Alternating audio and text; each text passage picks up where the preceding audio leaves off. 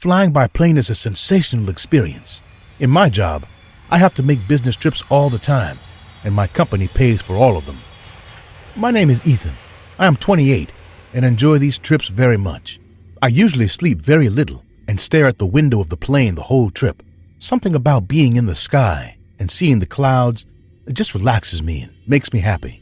And the best thing is, I get paid for this. The problem is, it's not all roses. My love of flying is almost as immense as my hatred of airports. They are often confusing and crowded. The other passengers are always angry, and the employees treat you badly and are never interested in solving your problems. That's what I tell everyone. But actually, there's another reason I don't like to tell. A memory that I relive on the nights before I set foot in the airport, and it leaves me crying in bed like a child. I was only 8 years old, but I had already flown many times. At first, I was an obedient child and always stayed with my parents. But as time went by, I became more confident with the airport and started to get in trouble. That day, we were going to Italy to visit my grandparents, so I couldn't calm down because I was so excited about all the delicious food I was going to eat and the belated Christmas presents I was going to receive. The one who couldn't think about food was my mother, as she's a little ill because of the Mexican food that we had eaten before we came, so she kept going to the bathroom. I remember, at one point, when my mother ran off, we were in line to get our bags through. I was furious with my father, since he hadn't lent me his cell phone, because I spent too much time playing video games. I didn't want to be with him, so as soon as I found the opportunity, I took advantage of a distraction from my dad talking to the other passengers to carefully get out of line and go to the bathroom to look for my mom. Despite being distracted, my dad quickly realized I wasn't there and desperately started looking for me, but I was already too far away, so I went to the bathrooms. When we go to a restaurant, I can find the bathrooms myself, but after a few seconds, I realized that finding them at the airport was not so easy. Time passed and I couldn't find them. I wanted to go back to my father, but I couldn't remember how to get back either. The airport was not that big, but from the perspective of an 8-year-old, it was immense. I tried to stay calm, but I couldn't. So with a few tears, I approached a couple and spoke to them. "Do you know where the bathrooms are?" "I'm sorry, kid. It's our first time traveling." After looking around and seeing me alone, the boy crouched and spoke to me more closely. "Hey, are you with your parents?" Maybe he's lost. We should take him to a policeman. Before I could respond, an elderly woman who was listening to the conversation came out of nowhere and joined us.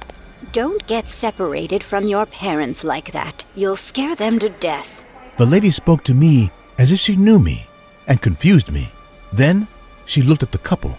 I'm sorry. He's a very energetic boy. She said, smiling, but looking at me a bit angry. I'll take him to his parents. After sharing a few smiles with the young men, the lady took me by the arm and started walking with me.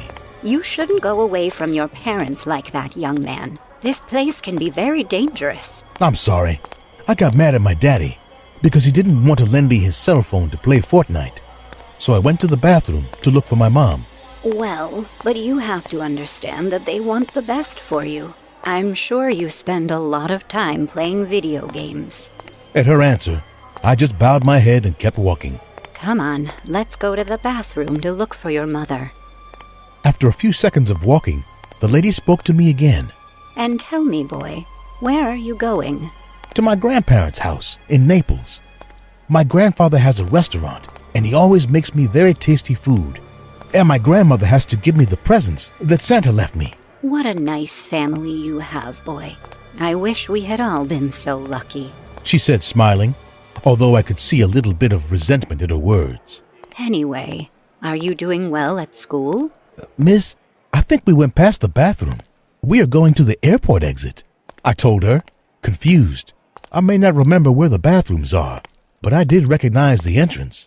Stay calm, kid. Your mom went outside to wait for you. She just sent me a message. Now tell me, what is your favorite food? But you never took out your cell phone. Besides, you don't know my mother. Hearing me, The old lady stopped smiling and grabbed my wrist tightly. For a grandmother, she had a lot of strength. At first, I thought she was a little chubby, but then I noticed that her body was very big because she was quite athletic. "Miss, you are hurting me. Where are we going?" The lady didn't answer me. She didn't even look at me. She just kept walking. "Please, let me go. It hurts." I struggled and then shouted, "Help! She is not letting me go to my parents." At my desperate screams, everyone turned to look at me, and in the distraction, I managed to get away from the woman and take my first steps alone. Suddenly, something pulled me back. I felt a sharp pain in my head, and that's when I realized that the lady was grabbing me by the hair. After pulling me back with great force, she slapped me hard and said in a loud voice, James, don't embarrass me. You have to stop doing this show all the time. Your parents will be furious. I thought of 1,000 things to say to her, but I just couldn't help myself and started crying while the lady took me to the exit. People seemed outraged by what the lady had just done to me, but everyone went on with their lives, believing her.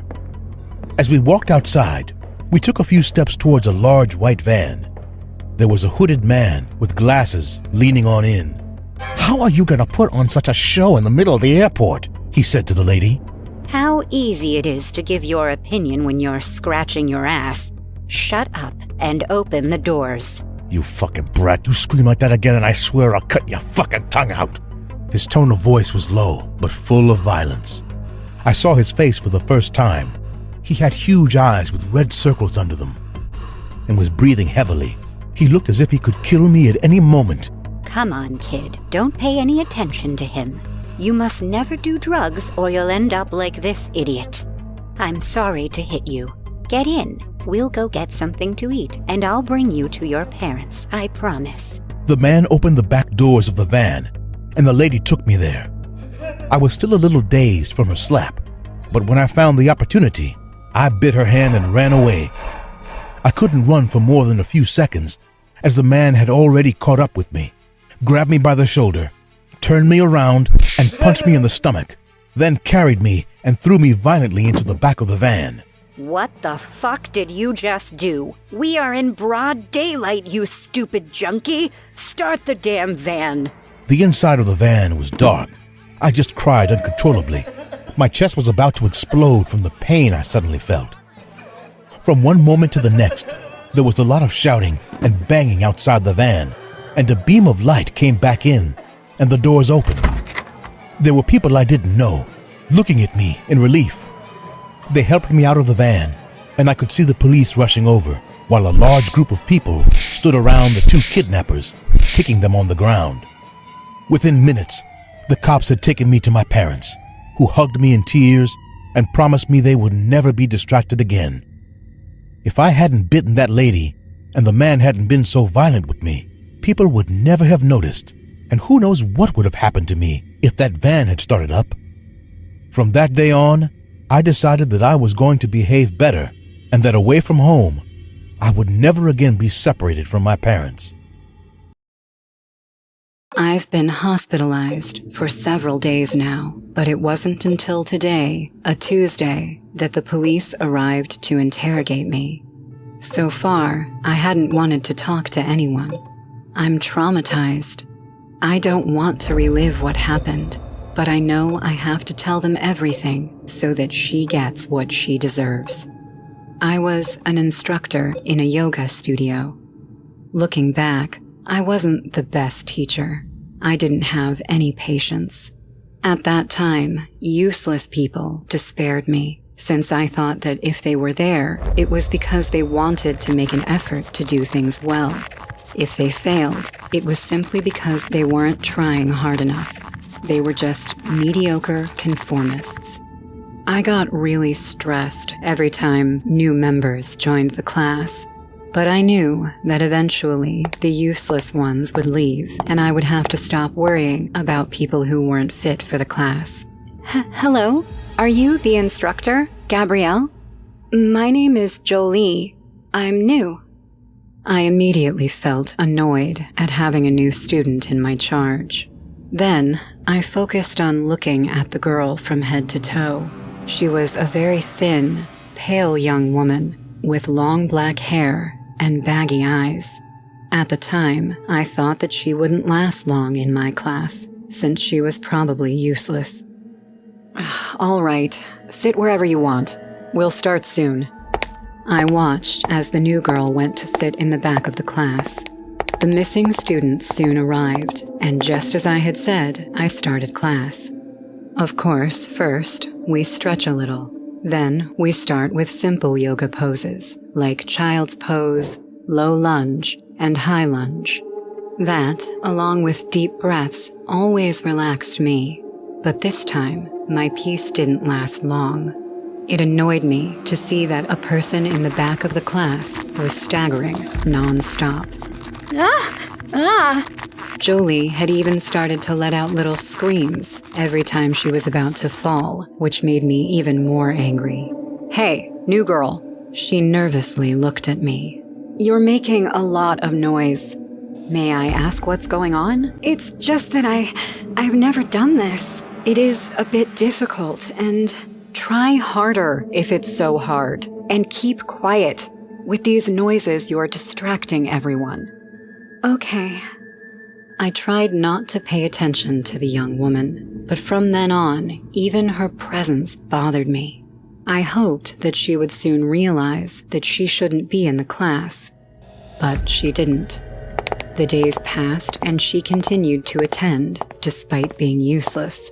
My only consolation was that at least she wasn't bothering or making noise, so I didn't have to talk to her. Unfortunately, on one occasion, when class was over, Jolie came up to me. Instructor Gabrielle? What do you want, Jolie?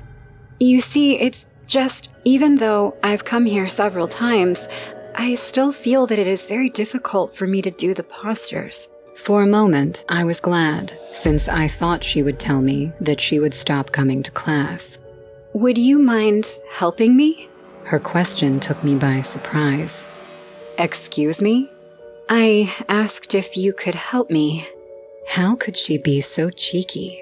Did she seriously think I would waste my time on her, as useless as she was?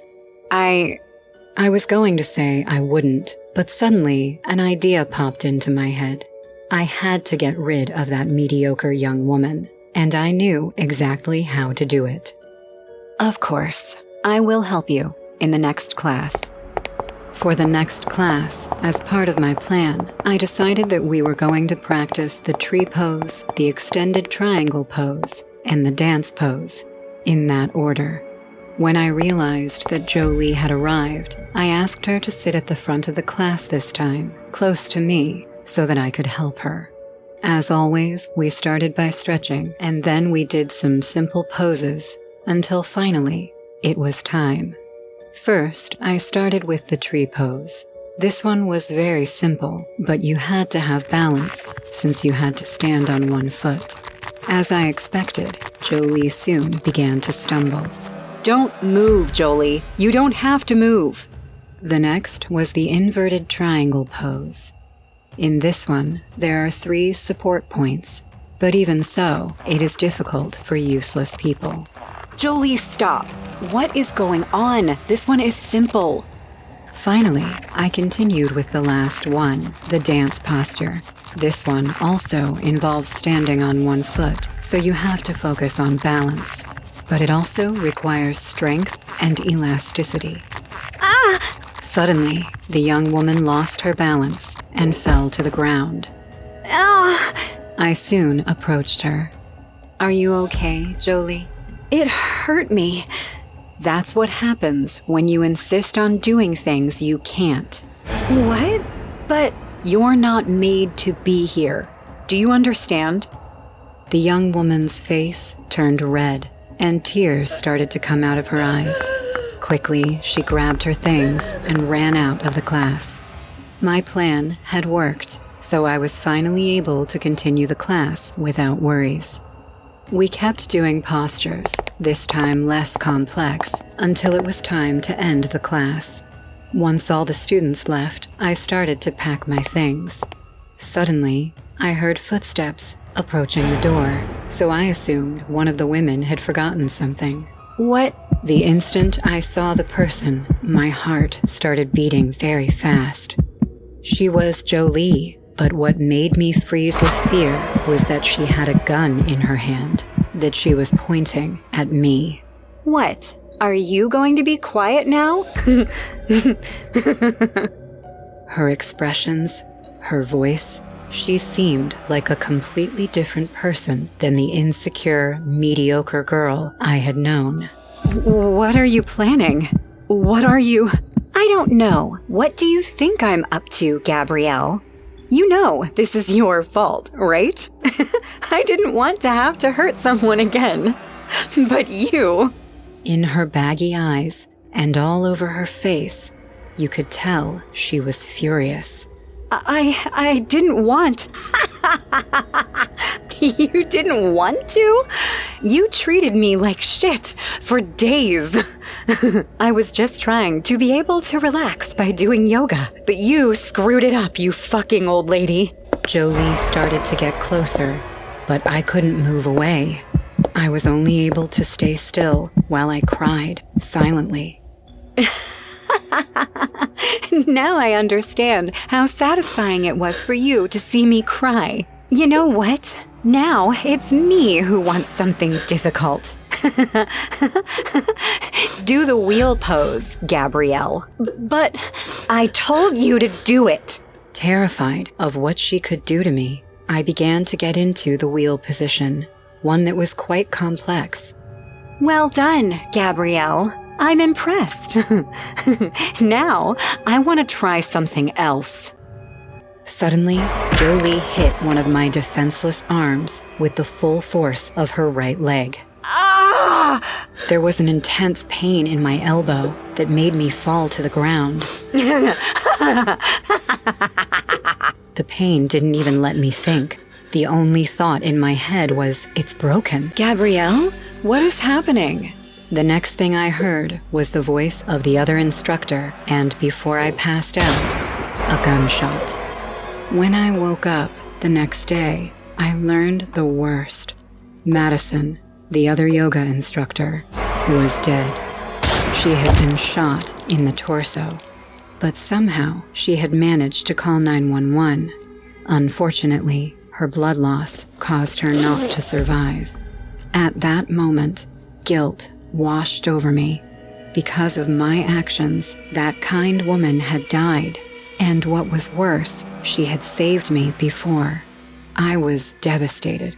We have her. Excuse me? Jolie Evans left her gun near the crime scene. We managed to catch her. She is an unstable person. The policeman said nothing more than unstable. I assumed that Jolie suffered from some psychological condition, but he couldn't specify it right now. Did something happen between the two of you? Something that would make her want to hurt you? In less than a second, I thought of all the things I had done to her. No, nothing. That girl is crazy. I took a contractual job as a maintenance worker in the airport during the time of the pandemic. All of us are used to seeing busy airports. But when the pandemic struck, I couldn't believe how stranded a closed airport can be. I couldn't work there more than a night, and I'm about to tell you why. For the sake of privacy, I'm not going to disclose the identity of this airport, but it's one of the most famous ones in the United States. Anyways, it was my first day on the night shift, as I had a day job as well. I was doing it just for some extra cash. I lived close by, so it was easy for me to go there. My shift included floor cleaning, bathroom cleaning, and checking any malfunctions or leaks in the pipelines. It was 2 to 3 hours of work. I was prepared to be alone in a huge airport past midnight, but never in my dreams thought it would be the most traumatic experience of my life. I reached the premises around 1 a.m. in the morning. The general manager handed me the keys. You'll find everything you need in the bathroom entrance. I'll be back around 4. Do you have a flashlight? Yes, I do. Great. Turn on the power switch on your own. Okay. He left, and I entered the waiting area to start the cleaning. It was so quiet that I could hear my footsteps echo. Once reaching the switchboard, I turned on the lights and found myself standing in an empty airport premise. I started mopping the floor while staring at the empty runway. The airplanes stood like statues. I must have gotten lost in my thoughts when I heard a burst of female laughter. "Is anyone there?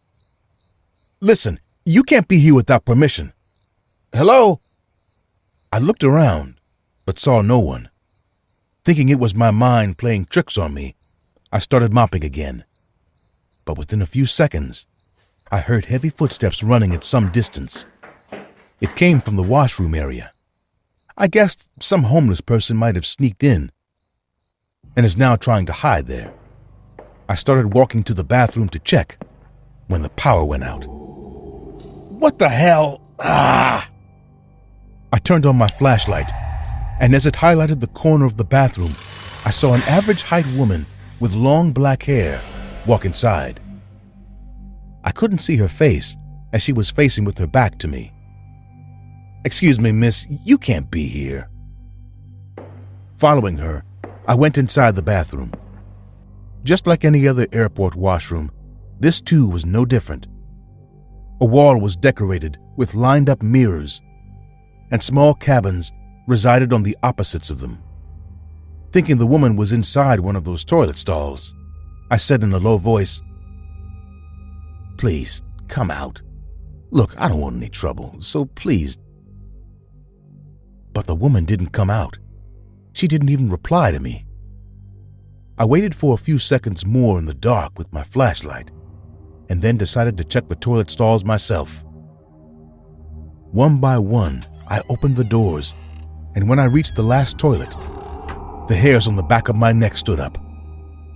There was no woman inside the washroom.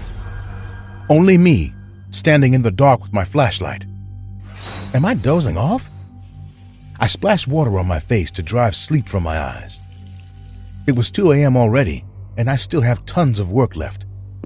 I came outside to look for the power switch so I could turn it back on, but my feet froze to the ground.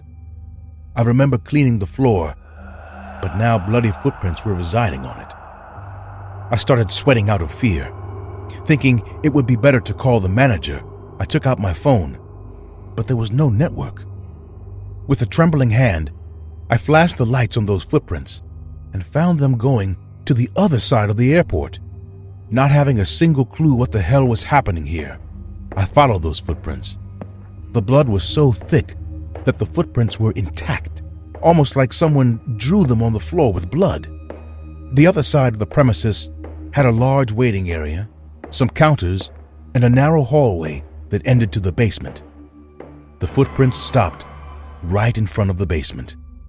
I was thinking whether I should go down to the basement or not, when I heard heavy breathing on the other side of the door. Who is it? You better come out or I'll... Before I could finish, the door twisted open. It creaked slightly, creating a small gap. I could see empty darkness on the other side, but no one came out from the basement. To look more closely, I flashed my light on the gap and saw a wide eyeball with a small black pupil watching me from there. A tear of blood came out of it, and I was unable to move. My heart stopped beating as the owner of that eye just watched me panicking while sitting on the floor. I have never felt fear this way in my entire life. Suddenly, the eye blinked, and I realized I am alone in this entire airport. I had locked the doors once the manager left, and there's no way anyone else can get in here. Then who is that person on the other side of the door? Suddenly, a skinny hand with bony fingers appeared from the gap and started calling me. The fingers kept calling me, and the horrifying eyeball watched me. That laugh of the woman took place again, and the basement floor flung open with some invisible force. I just wanted to get up and run away when a spine-chilling scream took place, and all the glass windows shattered. I have never heard this amount of glass break at the same time. I got covered with broken glass. To save me from being cut, I hid my face in my hands and started screaming for help. I don't remember how long I remained there that day, but suddenly, a gush of cold wind touched my body. I opened my eyes and saw a terrifying-looking woman staring right in front of my face. She was so close to my face that I could feel her cold breath on me. Half of her face was gone, with streams of blood flowing down her head. She only had one eye, which was now staring dead into mine. She opened her mouth to say something, but except for a distorted groan, nothing came out of it. I was so petrified that I forgot to scream. She then tried to hear something, and again looked at me. A huge grin appeared on her face, and I could see her white teeth covered in bloodstains. She shushed me, using her broken index finger, and slowly, everything went black in front of my eyes.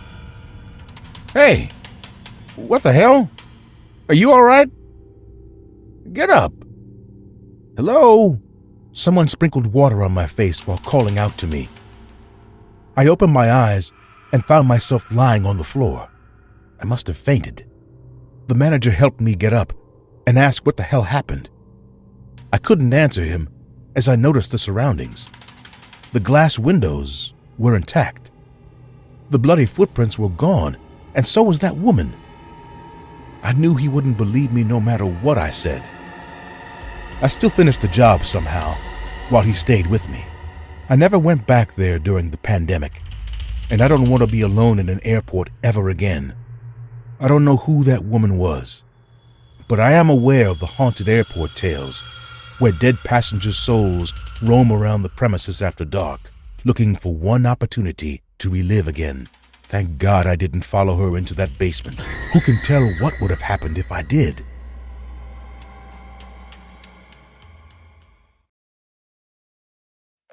Of the jobs I had while in college, Taco Bell was definitely one of the shortest, but at the same time, one of the ones I will remember the most.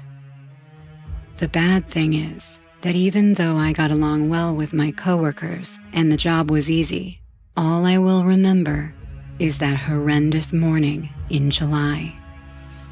The day started like any other. I was on the morning shift, and we were told that the restaurant had been rented for a children's party. The morning was going smoothly until the doors opened and a wave of children came in without waiting for their parents. I'd love to have that kind of energy at this time of the morning. And to think they don't get paid to be here. I guess these are the kids whose parents rented the place for the birthday party, right? Yep, and they rented it for several hours. Look, they even brought their own clown. As I looked, I saw a creepy clown come through the door, jumping up and down animatedly and happily leading some children by the hand.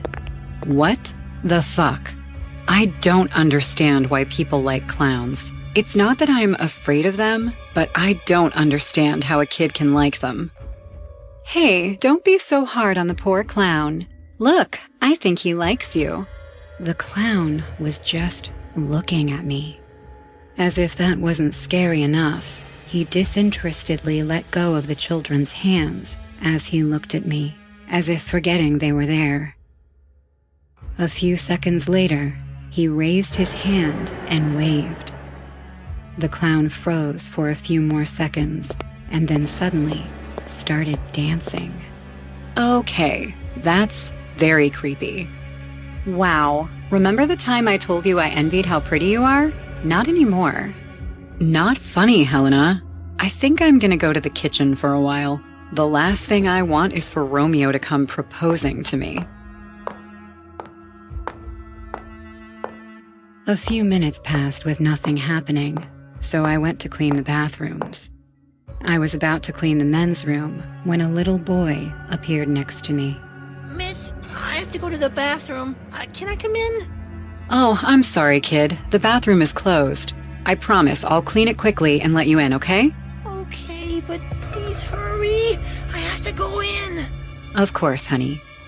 I went into the bathroom and I started to clean it. I was bored, doing it as fast as I could, but a sound in one of the closed cubicles caught my attention. Someone else was in the bathroom.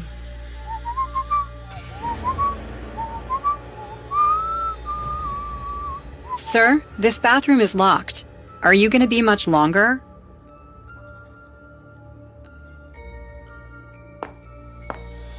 Sir, can you hear me? Hearing no answer, I bent down to see if I could see someone's feet, but to my surprise, it was empty.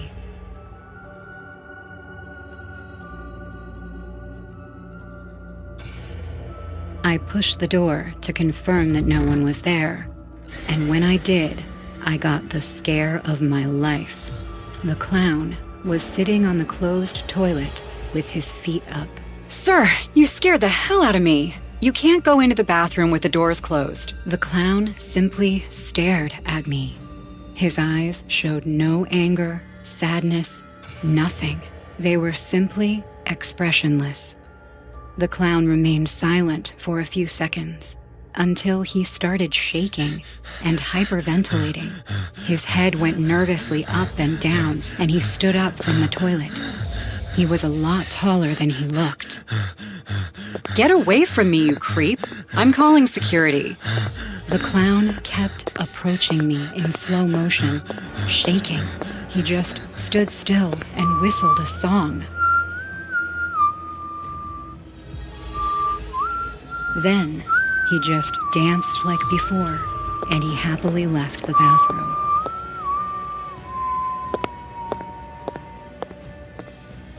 When that was over, I just faded to the ground, terrified.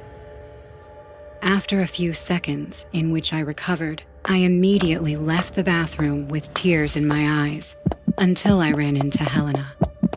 Hey, Nadia, weren't you supposed to clean the... Wow, are you okay? Eric's not here yet, is he? No, he should have been here by now, but you know how bosses are.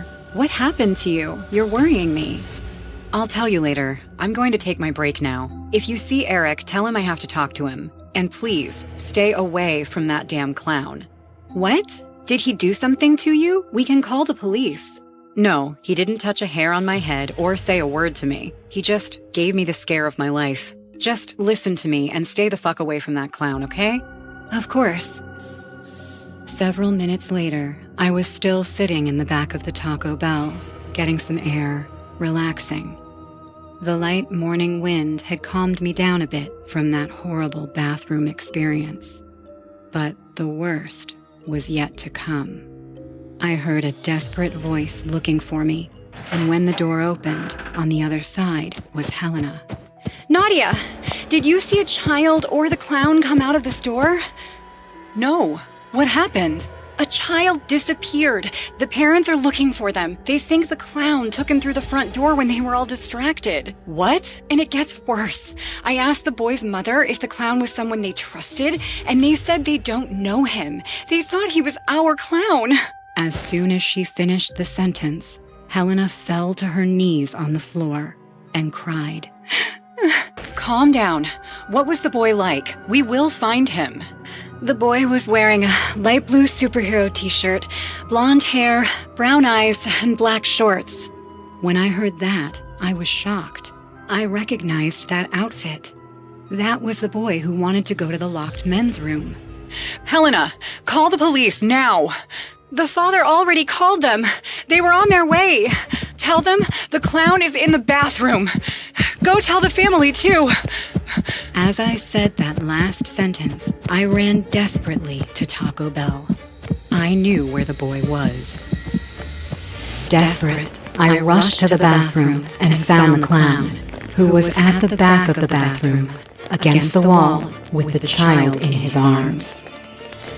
The clown was stuffing a very long handkerchief into the boy's mouth, and the boy was visibly choking. Get away from the child, you fucking bastard! In response, the clown saw me and opened his eyes. He dropped the child, and the little boy ran away, crying. The clown, now standing up, ran desperately toward me, while I was trying to escape the bathroom too. But with quick reflexes, he knocked me down and got on top of me. In a quick act, he pulled a dead rat out of his pocket and lifted it up as a sign that he was going to shove it in my mouth.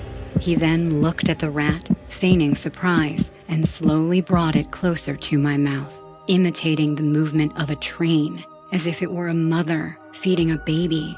Let me go, you fucking freak!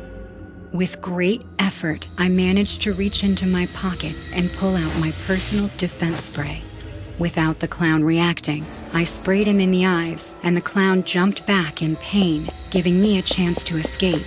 Within seconds, he took off his mask and revealed his real face, which was also painted like a clown's. But something was wrong. Half of his face was totally deformed, as if burned by acid. With his eyes closed from the pepper spray, the clown pointed his face in the direction of where I was, smiling and humming the lullaby, and then ran toward me. Much further away, I slammed the door in his face, but he began to struggle to open it. Within seconds, all the boy's family members arrived and helped me lock the door. The clown stopped struggling and just stayed in the bathroom, locked in, humming the same terrifying lullaby. Soon after, we were all outside the restaurant, watching the police take the clown away. I was sitting there, having a coffee, explaining what happened to a policeman. And that's all that happened, officer. If I hadn't gotten there in time, that child would have been choked to death. I see. If you don't mind, you're going to have to come to the police station to testify. Of course. As the cop walked away, I looked once more at the police car where the clown was. He was still staring at me, waving his arms from side to side. I couldn't hear him, but I was sure he was still humming that lullaby.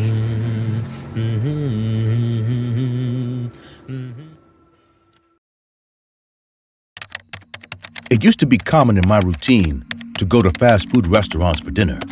My work at the office was long and tedious, so at the end of the day, I was usually very hungry and without the energy to cook anything when I arrived at the apartment where I lived alone.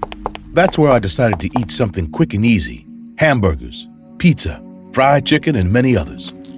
Generally, my options were varied, or at least they were for a time. Months before the incident, I was presented with a job opportunity at another company, but there was one very important detail about it. I had to move. Still, I decided that this job was more suitable for me than the other one, and I accepted it. Everything was going perfectly, just as I expected, until the end of my first day of work. As usual, I looked for a place to have dinner. That's when I realized there was only one nearby, a Wendy's. It was almost 6 o'clock when I walked in and waited for my turn in line. It was a pleasure. Enjoy your burger. Meanwhile, I was listening to a kind person speak. Client after client, the voice said a few cheerful words in an energetic way. When my turn finally came, I could see who that person was. The Wendy's employee in charge of taking orders. He was a young boy, blonde and thin, with freckles that made him look friendly. "Good evening. What's your order? Let me tell you what we have a promotion of." The young man took my order while always having a big smile on his face. "Thanks. On his uniform tag it said, Jeremy. "Thanks, Jeremy. It was a pleasure. Enjoy every crumb of your burger." Initially, I found his attitude quite pleasant, as even if I had eaten in many such restaurants, the vast majority of employees didn't have the friendliness and energy that Jeremy had. He certainly seemed to really like his work. In the following days, I kept going to Wendy's, even if it was my only option. I enjoyed it, as I was treated excellently, and the food tasted good. "Good evening. Oh, it's you again, sir." At some point, Jeremy seemed to notice that I went to the place every day. "Walter. My name is Walter." "Nice to have you here again, Walter." After saying that, the employee made a strange face, as if he was making fun of me, but he quickly refocused on my order. "Good luck with your food, Walter." Jeremy's comment this time seemed strange to me. It wasn't what the young man used to say. Why would he wish me luck? I tried to tell myself that it wasn't that important, but I couldn't get it out of my mind. Not even while I was eating. Before finishing the burger, I began to watch Jeremy closely. As the seconds passed, I realized something. That employee was always smiling, even when he was talking or when no one was in line. The boy had a big smile on his face. But that wasn't the worst discovery. When he had already taken everyone's orders, and while waiting on more clients, Jeremy began to observe the entire place. He looked at each of the clients and made me understand why he was able to notice that I went to the place every day. Suddenly, his gaze focused on me, but what scared me was what he did next. The boy widened his smile even more. What bothered me so much was that even though I hadn't finished dinner, I got up from my seat and left the place. I didn't look back, since the last thing I wanted was to see his disturbing smile. The weekend passed, and with it came Monday. After work, I went to Wendy's and parked in the front of the place for a few minutes. I couldn't deny that Jeremy made me uncomfortable, but that was the only place nearby where I could eat dinner, so I decided to ignore him. "Good evening, Walter." I tried to look at him as little as possible, but anyway, I started to get uncomfortable with his disturbing smile. With a lump in my throat, I asked for my order. This time, eat even the smallest crumb. Taste everything, Walter. Everything. Enjoy it. What he said, in addition to making me extremely uncomfortable, made me sick. I felt an acid build up in my throat, and all of a sudden, I threw up everything inside of me. The floor of the Wendy's was covered in dense green vomit. I coughed a couple of times before speaking. "Enough! Cancel my order. Cancel it. I don't want anything to do with the food in this place." "But Walter..." For the first time, Jeremy's smile disappeared from his face. His eyes were filled with resentment, but I couldn't care less about it. I walked out of there without saying anything else. The following days, I started cooking my own dinner, even though it was tiring for me. Unfortunately, one Thursday, something unexpected happened. Some problems had occurred, and I had to stay at work for several hours more. When I left, it was very late. I was extremely hungry, and what was worse, I hadn't gone to buy food, so I couldn't prepare anything at home. When I saw Wendy's, I literally had to force myself to go. Of course, Jeremy was there. "Walter, you said you wouldn't come back." Before the boy could say anything else to me, I told him what I would eat and went to sit in the opposite direction from him so I wouldn't have to see him. As I waited, I noticed several employees leaving, which made me uneasy. When I was telling myself that the food would be delivered soon and I would leave, even though I forgot to pay, I felt a strong blow to my head that made me pass out. The cold was what woke me up. The room I was in seemed to be the Wendy's kitchen.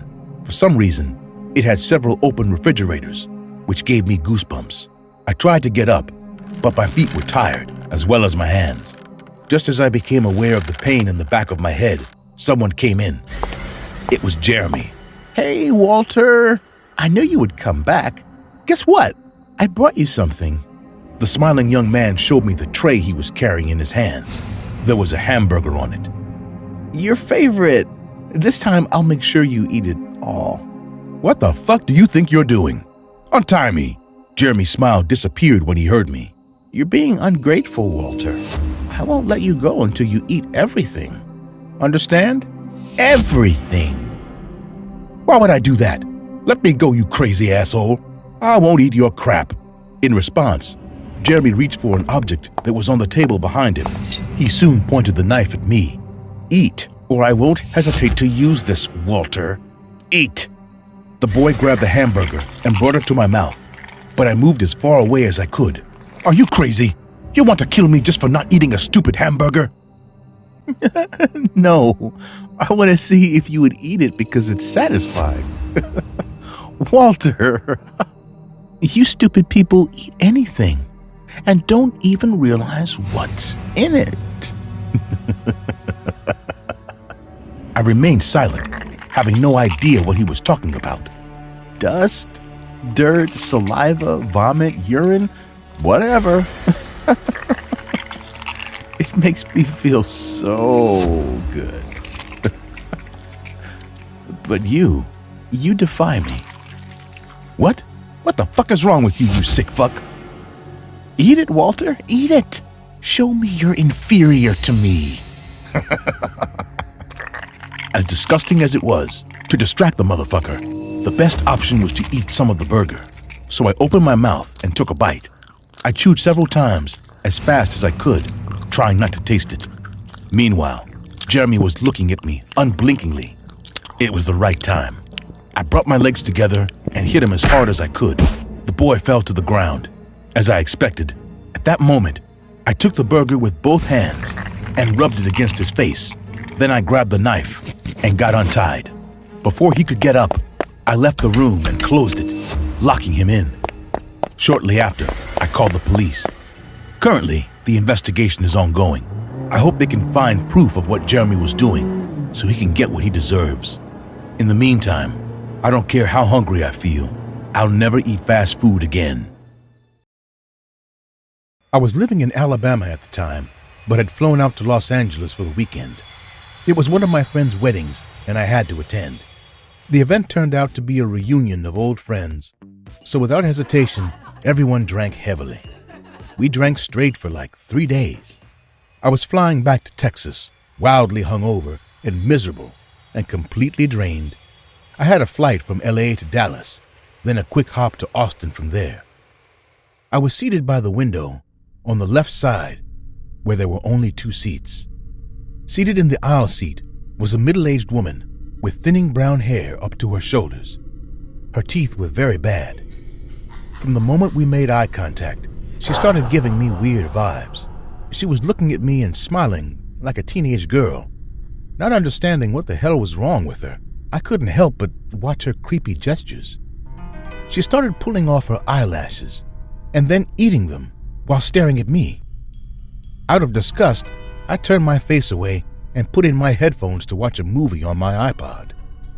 Throughout the movie, I thought I noticed her trying to look over my shoulder and watch the movie too. I rolled my eyes at her over-curious behavior and was about to fall asleep when she mumbled, "Oh, great. Just ignore me." I didn't pay attention at first, but then her behavior got even sketchier. She started scribbling furiously in the margins of a beat-up leather-bound book with a black pen. I kept peeking over at it, seeing that the entire book was filled with black circles drawn with the same pen. I woke up to see that the flight was about to land. Once it did, people started getting off the plane, but the lady made zero effort to start packing her things up and get ready to go. She kept sitting there, scribbling in her book. Being wildly hungover and cranky, I had no patience for this delay. Still, I waited, thinking once it gets to our row, she'll move. But surprisingly, she didn't. The rows behind us now started to leave. Being stuck, I finally said, "Hey, I've got a connection to catch, so I have to get moving here." Shaking her head from left to right, she replied, No, you aren't going anywhere. I got confused. My mind was not its sharpest that day. I responded, "I assure you, I am going somewhere. I'm getting off this plane, now." She shook her head again and said, But you promised you'd never leave me. Now other people who are leaving the plane are looking at this exchange, also baffled. I looked at her in the eye and said, "Nope, I certainly never said that. I'm leaving now." As I edged past, she sighed and said, Well, I guess I gotta go with you then. and then starts following me, leaving her purse and book with all her belongings on the plane. What the hell? All through the tunnel, through the terminal, and up the escalator, this woman followed me while grinning like a psycho the entire time. I increased my pace, but she was right on my heels. I didn't say anything at first, and my mind kept saying, why is this happening now, of all days? I just did not want to deal with whatever the hell breakdown this woman was having. Not with the way I was feeling. I eventually get to the waiting area for the monorail to the next terminal where my connecting flight is, and she slides up right next to me, still grinning. I couldn't take it anymore, so I screamed, "All right, seriously, why are you following me like this?" Because I love you, and you promised me you would never be apart from me. No, I did not promise that. I have no idea who you are. The train arrived. I got on. Shocking the hell out of me, she got on it too. She then brushed her hand against mine as she was trying to be close to me physically. I started moving around the monorail car while texting the girl I was seeing at the time, this woman. My phone was at 1% though, and died before I could get a response. I was getting severely creeped out by this woman. Her eyes were completely vacant. There was just nothing but emptiness in her stare. She didn't blink. Coupled with her unyielding grin, I was becoming sure it was only a matter of time before she snapped and proceeded to stab me or shove me down an escalator or something.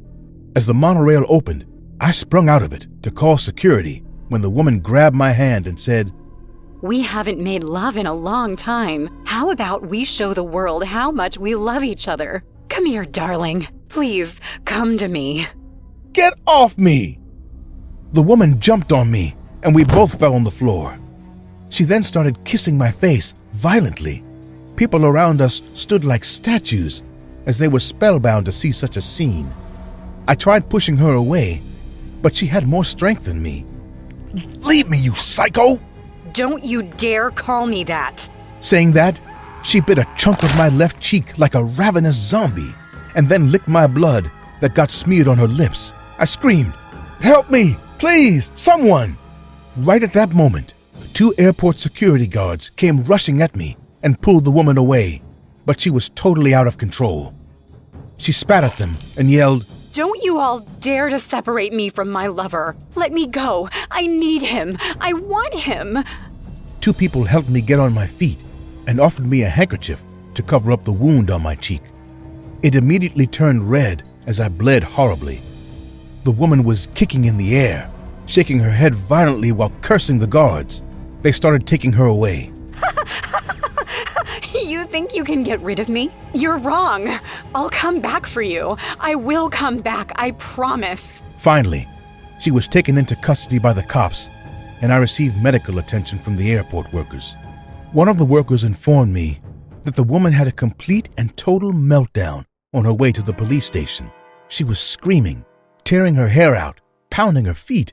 The cops had to take her away in handcuffs. To this day, I still wonder all the time what the hell was going on with that woman. I barely have ever even told this story to many of my friends because it's just so unbelievable. I never received any other information about the incident, never learned who she was or why she thought I promised her anything, let alone eternal companionship and love. To this day, when I think about the look in her eyes when she said, You promised me you'd never leave me. my skin crawls. A few months ago, I started a relationship with a cute and fun girl. She was totally my type, or at least she seemed like it. As time passed, her true colors began to show. She was unable to trust me. Fred, honey, where are you going? What was that? What? Did you really have to make a scene in front of everyone? Excuse me? You already heard me. I'm tired of this. I'm sick of you being so jealous and controlling. I can't take it anymore, Sophia. So now it's all my fault. I wouldn't have to if you weren't flirting with other girls all the time. I don't.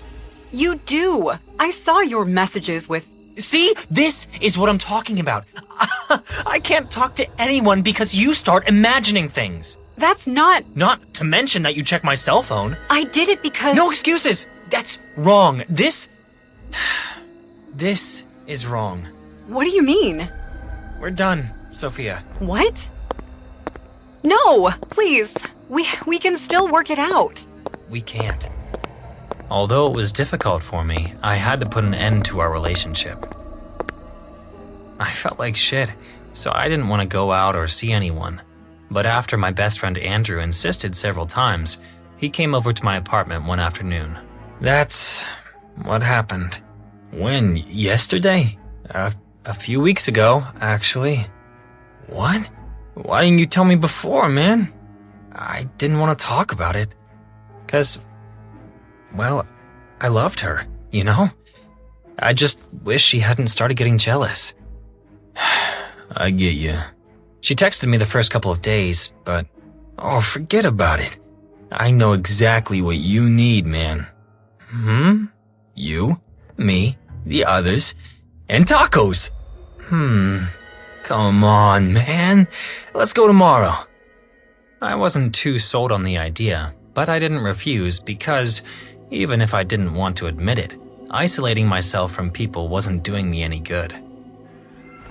By night, Andrew had already left, so I went to bed, but I wasn't able to sleep. I don't know what I was thinking at that moment, but I grabbed my cell phone. And once again, I hurt myself looking through Sophia's messages.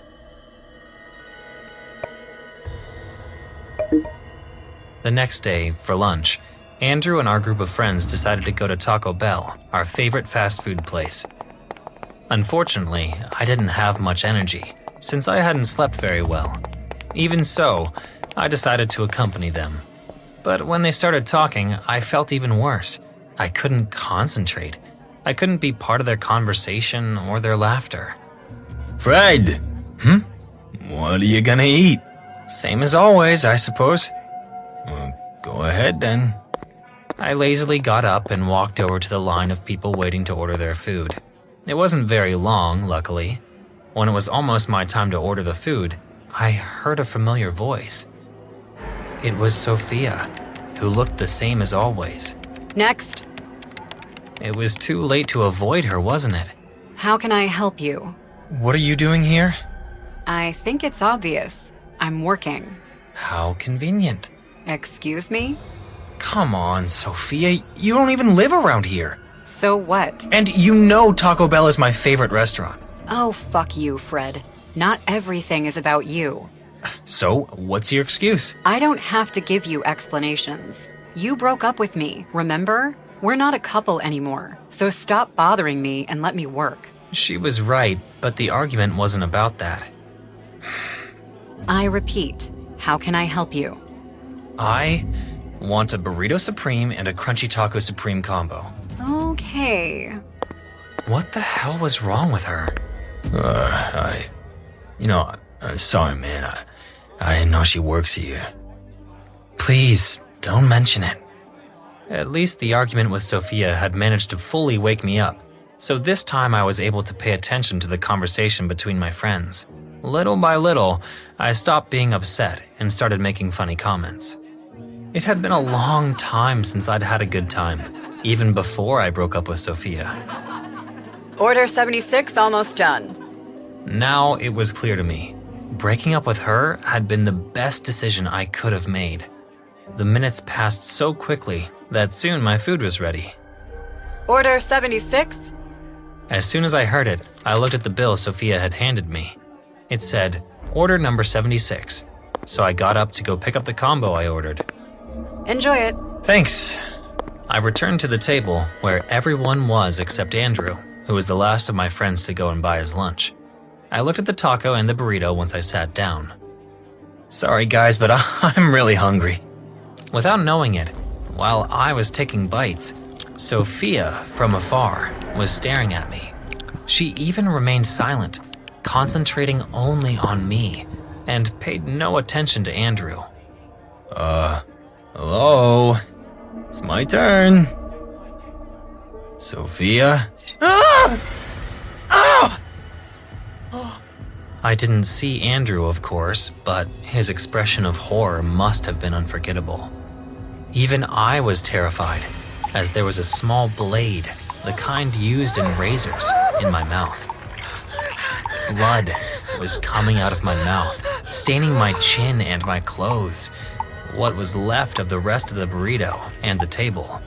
My friends, the ones sitting in front of me, looked at me in terror. While trying to speak, I caused the blade, which was stuck in the top of my mouth, to hurt my tongue.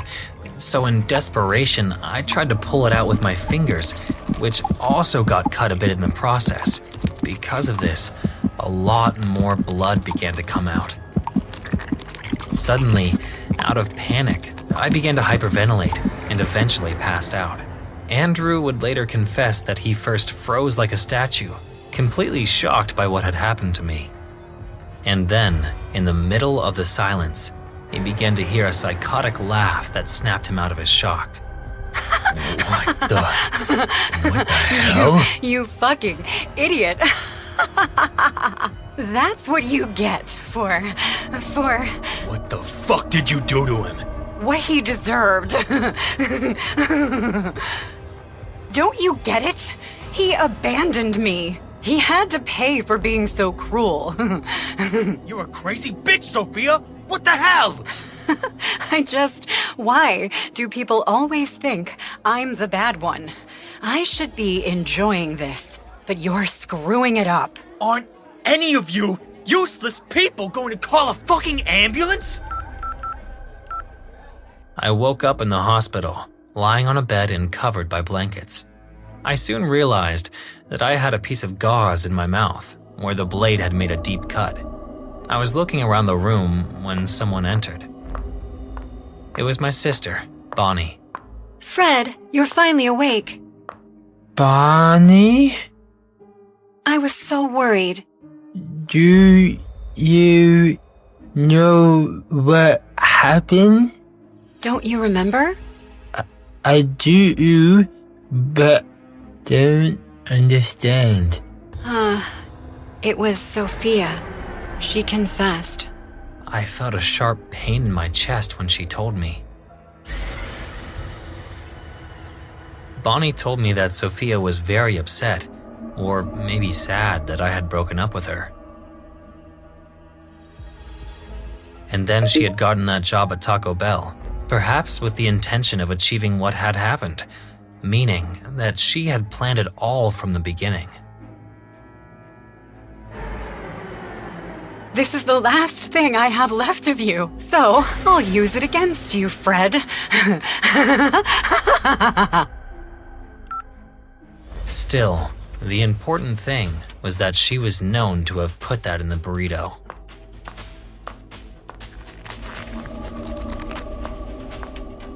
I'll finish it, but I said I'll finish it.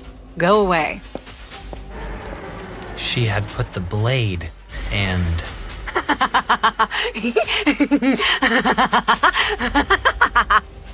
Fred, she put something else in your burrito, but she didn't say what it was. It's killing you. Since I was a little girl, I was always a very athletic person. I was the best in gym class, and I was always in shape. When I grew up, I tried many types of exercises. I went to the gym, but men came up to me all the time and made me uncomfortable. Then I tried CrossFit, and the atmosphere was better, but it was too much exercise, and I used to come back very stressed. A lot of people like it, but it just wasn't for me.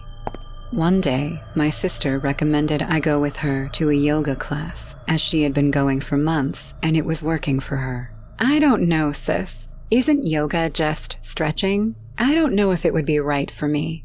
You should give it a try, Amy. You have nothing to lose by going to a class. I wouldn't recommend it if I didn't know you would like it.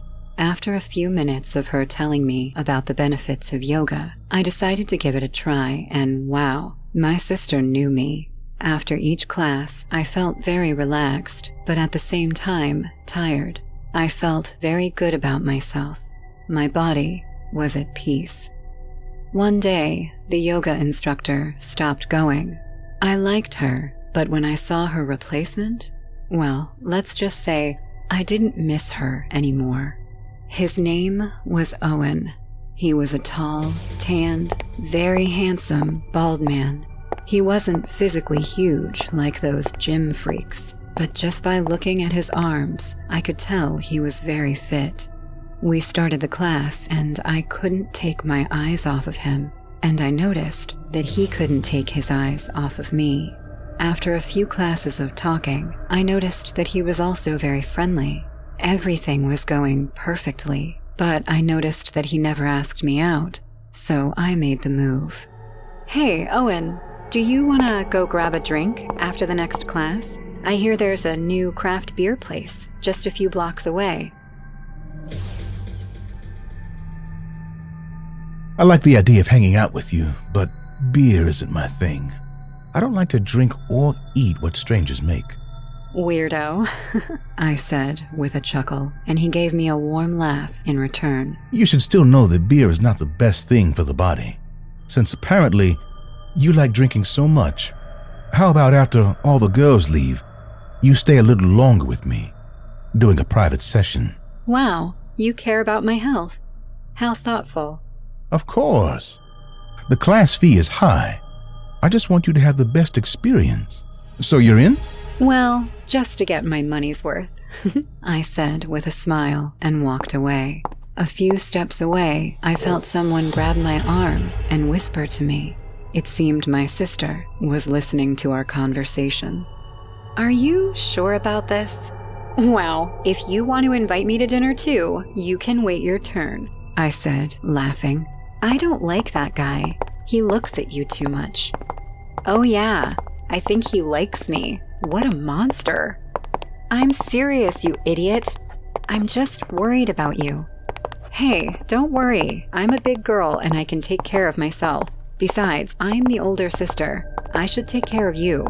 Well, okay, but don't even think about bringing him to family dinners. I don't like him. She joked as well, a little more calmly. The class started as usual. I didn't try too hard. I didn't want to look too bad when we were alone. When the class was over, I stayed a while longer, stretching so no one would notice I was going to stay. You're sure about this? I told you already, stay calm. I'll be home tonight, and I'll keep you informed of everything that happens, Mom. If I were Mom, I'd be dragging you home by the ears. Well, okay, can I borrow your cell phone to ask for an Uber? I gave her my cell phone, and she asked for the car, hugged me, told me to take care of myself, and left. When I was alone with Owen, he told me we were going to work out some more. He spent a few minutes helping me, but he was getting fresh with me. He started groping me every chance he got, and I wasn't feeling comfortable, so I told him, Hey, buddy, could you control your hands a little more? Oh, of course. I'm sorry. At first, it was all right, but after a few minutes, he forced his hand violently under my shirt. What the hell is wrong with you? I told you not to grope me. Well, maybe if you hadn't dressed like a slut, I wouldn't be so tempted to do it. Okay, and that's my cue to leave. I stood up and grabbed my stuff, but he was following me. Hey, I'm sorry, Amy. I got caught up in the moment. I shouldn't have touched you. Just open the door for me. We'll talk about it another time. Hesitantly, Owen went to get the keys, while I angrily texted my sister. Before I could text her back telling her what an idiot this man turned out to be, a hand slipped behind me and put a handkerchief over my mouth. I tried to resist, but I became very sleepy and fell asleep. I woke up with a huge headache, opened my eyes, and surveyed my surroundings in confusion. I tried to stand up, but I was tied up. I could barely understand what was happening. I panicked and screamed as loud as I could, but nothing happened. No one will hear you where you are, my friend. His eyes were wide open, like two headlights. His gaze was frozen in my eyes in the most terrifying way I could ever have imagined. I could see now he was trembling, but not from fear, as if restraining himself from jumping on top of me and skinning me with his hands. So, I'm an idiot, am I? Unfortunately, you'll never be able to send that message to your sister. As soon as we arrived, your cell phone accidentally fell and broke. I'm sorry. Owen? What's going on? Where am I? I like you, Amy. Even though you're a provocative bitch. What are you? Without letting me finish my sentence, he jumped in my direction, and kicked me in the stomach. Filled with pain, I gasped and coughed. Let me finish. Interrupting people is rude. Terrified, I didn't say a word. Very well. As I said, your lifestyle is garbage. You have a great figure. But you can't be with me if you have such unhealthy habits as drinking beer. Do you know how fattening that is? Not knowing what to say to him, I remained silent, frozen with fear and surprise. My other girlfriends never understood this, but you are special. You know that? You will be a great girlfriend. Please, let me go. No regrets, Amy. You asked me out. My only reaction was to cry. Owen came up to me, grabbed my head, and slammed it on the floor. Blood was pouring out of my nose, and I was very dizzy. Don't cry. You're making me feel bad too. Why are you doing this to me? You see, my other girlfriends also intoxicated their body like you. So I had to clean it from the inside. What? What are you going to do? Owen turned me around and lifted my shirt to my navel, pulled out a sharp blade from his knife, and pointed it at my body. Now do you see what I mean, Amy? Please, don't. Without a word, he brushed the cold metal of his knife against my body, ready to plunge it into me whenever he wished. He grinned sickly, looking at me like a naughty child to see my panic. I have a confession to make. Amy, I'm not crazy. I know what will happen if I stab you with this knife. You'll bleed out and maybe pass out from the pain and die. But before that, you'll see how I pull out your organs with my hands. Even with my face full of blood, I could only scream for my life in vain. I love that energy. But I have another confession to make. I may have just lied to you, just to see your reaction. To be honest, I'm not looking for a girlfriend. I just want to see the organs of a fucking hysterical girl. As soon as he said this, he pressed his knife into my body. Out of nowhere, a bunch of cops kicked down the door and came in. Owen jumped at them with his knife, but they shot him immediately and killed him. The cops came to my aid and took me to the hospital right away. I didn't understand how they knew I was trapped there, but the answer came seconds later, opening the door to my hospital room. It was my sister, who told me that when she ordered the Uber, she secretly activated the GPS location of my cell phone and transferred it to hers, so she was always checking on where I was until Owen broke my cell phone. Also, she was on WhatsApp while I was writing her, and even though I couldn't send her the message, she knew that I was writing and something interrupted me. After that, I spent years in therapy. I could never stop thinking about how close this man came to keeping his promise. How close I came to watching this man remove my organs for fun. It took me years to trust another man again, and when I finally met someone, our first date was a double date with my sister and her boyfriend. It was a lonely summer night, and I was feeling hungry. There is a Wendy's outlet a few blocks distance from my apartment. I grabbed my keys and wallet and headed out for food. The Wendy's happened to be the only place open that night, so I didn't have much of a choice. The passing cars barely noticed me as I walked through the shadowy sidewalks. There was no one else in the streets at that time. I was about to take a left turn when I stopped right in front of a narrow alley. The entire alley was dimly lit with a single street bulb. The end of it was very dark, and I could barely see anyone. But I stopped, hearing voices coming from there.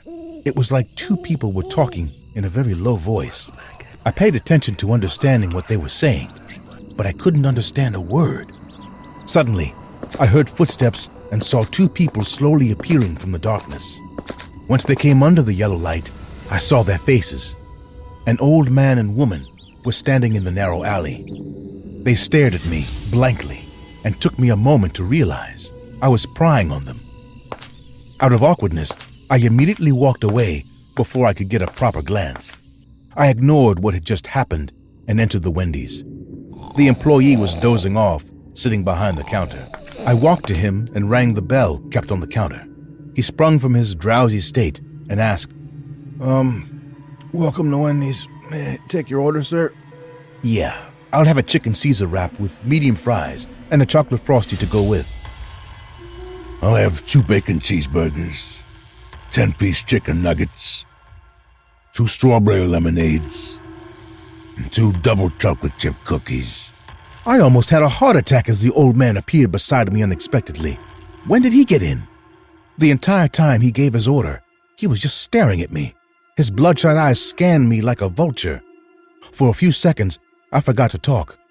I came back to my senses when the Wendy's employee said, I'll be right back with your order, sir. Just give me a second to proceed with the first order. Make it quick. Saying this, he looked behind my shoulder and blew a kiss.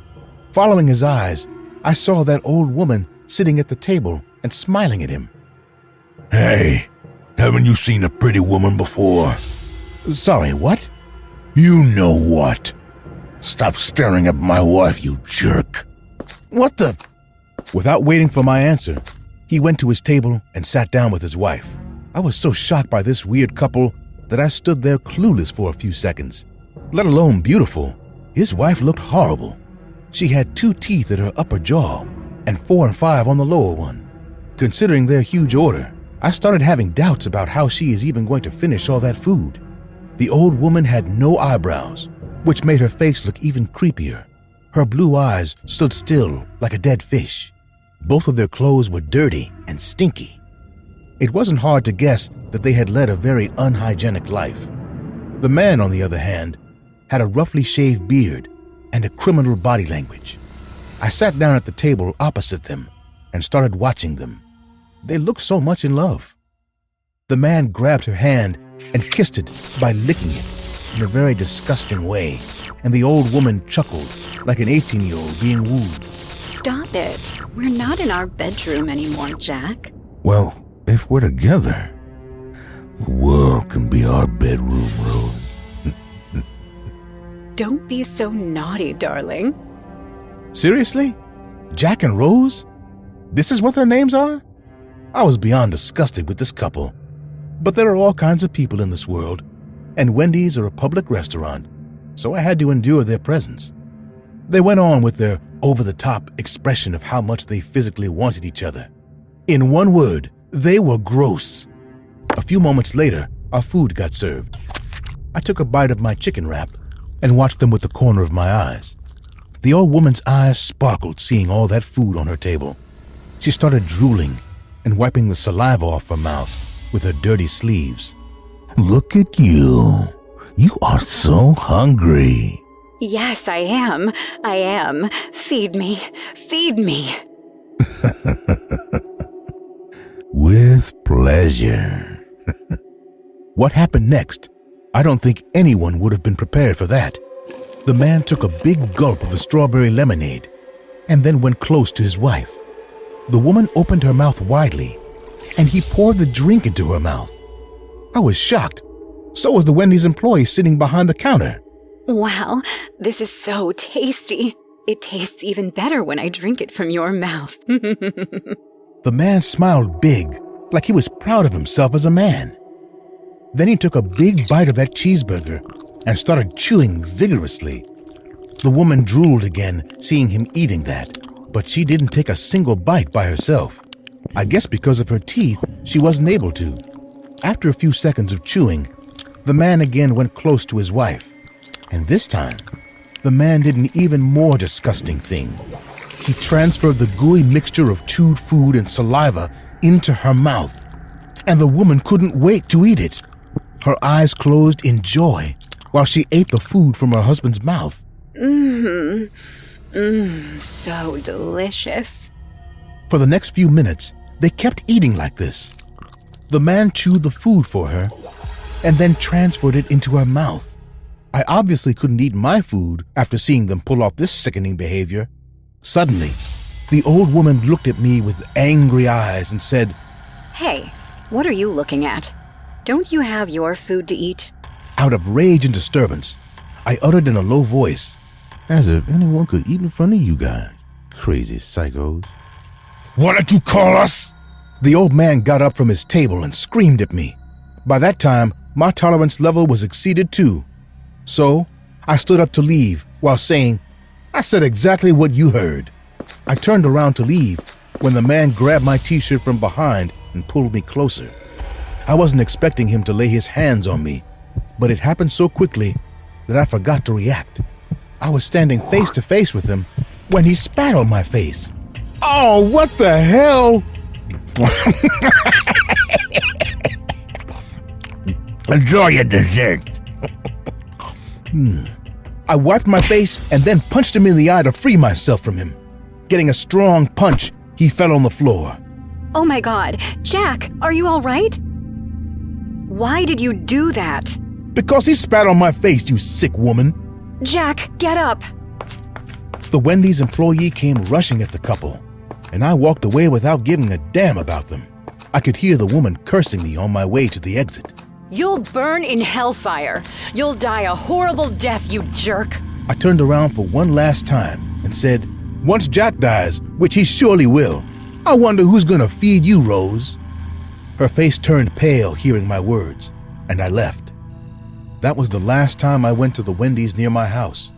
I barely go out at night after this traumatic experience. So, to the creepy Jack and Rose, wherever you are, please use home delivery as your eating option, or you will be beaten up several times.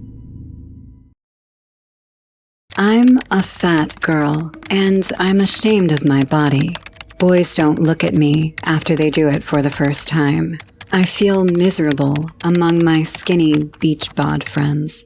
I can see my colleagues make fun of me whenever I walk past their cubicles in the office. I was becoming frustrated, so one day I decided to stop self-loathing and do something about my unhealthy weight gain. I wanted to do this as secretly as possible, so I started looking for a yoga class to join. One day, I was surfing through my social media feed when I found an advertisement. An institution named Power Yoga was opening up behind the city mall. Interested ones could apply for registration. I clicked on the link provided in the ad, and it took me to the website of Power Yoga Institute. Surprisingly, there were 3 packages provided by them as per the learner's choice. Each package had a certain time frame through which one could lose weight. The third one was the shortest period, as it said, become slim in just a month. I wanted a new body ASAP, so I signed up immediately. The program seemed good and well-structured, so I expected something positive ahead. I arrived at 6 p.m. at the given address for my first class. I could see 10 to 15 people standing outside the institute, waiting for it to open. I waited with them. Within a few seconds, the main door opened, and I saw a fit, beautiful girl wearing yoga clothes that perfectly accentuated her body come out from the doors. She stood in front of us and spoke in a calm but squeaky voice. Welcome to Power Yoga. We will be sending you to your respective gurus. But before we do that, we have to check your weight. One by one, you will be standing in this weight machine so that we can measure your readings. We formed a queue, and everyone started to test their weight. The girl took the measurements, and then a fit guy divided us into 3 groups, each having 5 people in it.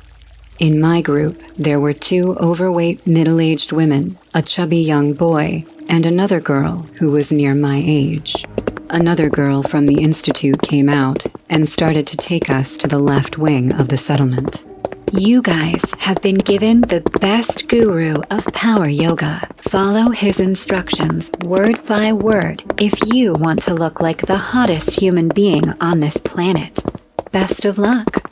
Saying this, she showed us a big wooden door at the end of a corridor and left. We slowly pushed open the door and got in. Entering the room, I felt like I had entered a completely different realm. The room had no windows. Only a small square hole high up the wall resided for ventilation. A strong smell of incense burned my throat right away. 5 yoga mats were aligned perfectly on the floor. Spotlights were highlighting each yoga mat from the ceiling. A big wooden table was kept facing the mats, upon which a bald, half-naked man sat in a meditative posture. The spotlight over his head highlighted him as well. I discovered that, except for these spotlights, there were no other lights in the room. Take your seats. You 2 fat girls take the front mats. It felt very offensive, the way this man addressed us, but none of us protested. I am your guru, and throughout this entire session, none of you will speak unless I tell you. You will only nod your head up and down for yes, and from right to left for no. Understood? We all nodded our heads up and down as yes. Great. Let's begin then. You are the most overweight batch of this session, but I am happy that you have all decided to change for good. Now raise your hand if you hate yourself for being fat. Everyone raised their hands, except that girl sitting beside me. The guru looked at her with a cold stare and said in a calming voice, Interesting. So you don't hate yourself for being fat? The girl shook her head from right to left. Why is that? Aren't you aware of how ugly you are? Wait, what? Yeah, I mean, look at yourself. Look at the big fat belly with that ugly exploding face. How do you look in the mirror? Oh my God, why are you being so offensive toward us? The guru walked right close to her face, looked her in the eye, and said in a spine-chilling voice, If you don't listen to me, then your people will have to cremate you after your death, because you will be occupying half of the graveyard. I could see the girl's face, shook down in shame and disdain. I'm not your enemy. Those flaps of fat on your body are your real enemy. Now, let's beat the shit out of your enemy. He started the session. First, he made us do a breathing exercise, and then the hard part began. He made us lie on the mat on our chest, and then grab our feet, trying to form an arch. Hold the position. Hold. Hold. I could feel the pain in my groin as I pushed my body to hold the position. The young boy let go of his feet after holding for 2 seconds, and the guru slapped him hard across his cheek, screaming, Look at your miserable self. You will always be a fat moron and nothing else. The young boy cried silently and again started doing the posture. At first, I thought his insulting behavior was just a way of pushing us to do the exercises. But as more time went by, I started to get a hint of the upcoming horror. We were all getting drained on the very first day. He was telling us to do too much. Everyone got exhausted, and after a point, we all just laid on the mats, trying to catch our breath. Look at you all, bunch of pigs, lying on the floor like vermin. Have any of you ever considered that the world will be just the same if none of you ever existed? Okay, that's it. The girl got up from her mat, hearing this insult from the guru, and smacked the shit out of him. She hit his cheek so hard that the man tripped and hit his head on the corner of the wooden table. Holding his bleeding head, he somehow got up and kept staring at the girl, who was now filled with rage and anger. I was just trying to help you. Help us? This is how you help people? By pointing out their flaws and making them feel like shit.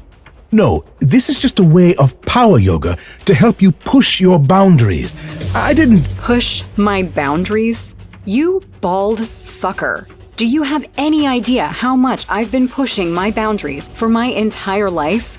My boyfriend cheated on me. My mother left me for a rich man. My dad molested me, and I still pushed my freaking boundary to get out of bed and come to this freak house. And this is how you treat me? I've had enough. Let's see how flexible your body is. What the girl did next still makes me sick to my stomach. She grabbed the man by his neck and then started slamming his head on the wooden table until his brains came out. No doubt she was way stronger than any of us, as she was the most overweight one, too. Every time she slammed his head, a burst of psychotic laughter came out of her mouth. Who's doing power yoga now? Die, die, die, you fucker! This is what you get for insulting fat people, you skinny bitch! Ah! The two middle-aged ladies started screaming and then ran out of the room. The young boy was so petrified that he forgot to move or speak, whereas I just stood there and watched her. Within the next few minutes, the workers and volunteers of that yoga institute rushed in, but they were too late. They screamed, seeing their yoga guru's face mulched into a blob. Cops came and arrested the girl. Surprisingly, she didn't try to get away or do anything reckless. Smeared in blood, she quietly got inside the cop car and left. I'm still overweight, but I'm doing free hands on my own in my apartment. I try to eat healthy, but no matter how long it takes for me to get into my desired shape, I will never join a yoga class ever again. In our group of friends, we always had big parties for our birthdays. We used to plan them well in advance and invite lots of people. As time went on, we got bored with the big parties. So when Josh proposed a quieter night, it felt like a very cool experience for all of us. Great party, Josh. It was always my dream to have a birthday at Taco Bell. Dude, if we didn't come here, we'd have to walk 30 blocks to go to the club afterward. Besides, it's my birthday and I love Mexican food. I'm not gonna deny that it's good. You know what? No, I changed my mind. We're going to Josh's house after dancing anyway. It's his bathroom I'm gonna ruin, not mine. Gross. Oh, dude. Asshole. It's my bathroom too, jerk. Hey, speaking of the bathroom, does anyone want to come with me? Nope, I have to go too. Come on. Remember to send pictures of whatever you're doing, ladies. In the bathroom, Karen and I took several pictures in front of the mirror and were ready to go back to the table. We were having a great time until something happened that would ruin the night. Oh my god, I swear if you upload that last picture, I'm going to block you from every social network in existence. Sorry, friend. Freedom of speech. If you want, I won't tag you. You could cut me out of the picture and go by yourself. Nuh-uh, you looked good. I'm totally going to tag you. Blocked from all the networks. Hey, Amber, isn't that your ex? Shit, you're right. It's Barry. Barry and I dated for several years. We had a good time at first, but as time went by, he became very violent. From one day to the next, he proposed to me, and I knew I had to turn him down. That night didn't end well, but at least our friendship was over. Wow, Amber and Karen, what a surprise to see you both here. Yeah. Hi, Barry. Hey, guys, I think I'm the third wheel here. I'll leave you two alone. I'll wait for you at the table, Amber. Yeah, sure. So, how have things been? A little better. You know, I just started college a little while ago. Yeah, apparently things are better since I'm not in your life. He said, with a tone that combined sad and angry emotions. Don't be so hard on yourself. It just wasn't meant to work. What's happening in your life? I see you got a job. That's great. Yeah, no, I work at Taco Bell at 32 years old. Feel like I earned the golden ticket.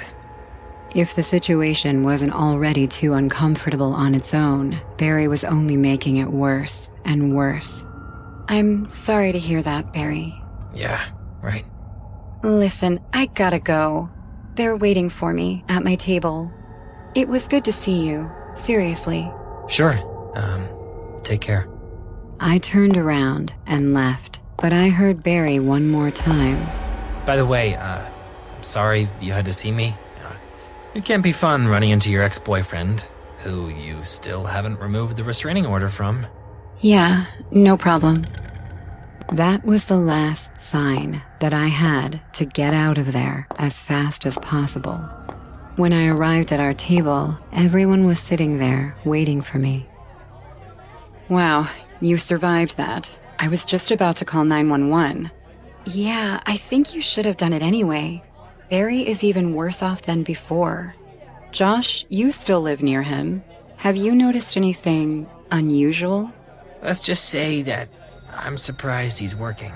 Since he turned down his marriage proposal, the man is worse than ever. Look, I didn't want to tell you, but a lot of dead animals have appeared in the neighborhood. And some neighbors think they saw him beating them at night. You are shitting me. Well, I can't say I'm surprised. That man was always a psychopath. I still don't understand how it took me so long to read the signs. To think it had to get to the point of him hitting me for me to realize it. It's not your fault. That's how manipulative people are, Amber. You did the right thing. Speaking of the psycho, look who's watching us from the kitchen. Behind the kitchen window stood Barry, staring, wide-eyed. As soon as he realized he was being watched, he quickly ducked out of sight. Okay, I'm Team Adam now. Maybe walking 30 blocks wouldn't be so bad. Don't worry, friend. If that idiot comes near us, we'll give him the beating of his life. With that said, they went to get the food, which was already ready to be picked up. When they returned, everyone grabbed their food. I looked for my taco, which was marked as vegetarian, and grabbed it. I quickly ate it. It tasted a little strange, but I didn't stop to think why. I wasn't even hungry, but when I'm nervous, I usually eat. And hell, that situation really got me anxious. Out of nowhere, several Taco Bell employees came out of the kitchen and took Barry out, who had his hand all bandaged up. We all got up to see what happened, and halfway there, Barry pushed his coworkers away and yelled, Amber! I still love you, you know? I never stop thinking about you! He was crying with an evil smile that froze me. What is he doing? You know, I really wanted to marry you. My wedding ring was going to go on this finger. I gave you that finger, but you turned me down like the fucking bitch you are. So keep the fucking finger. I don't want it anymore. Enjoy your fucking veggie taco.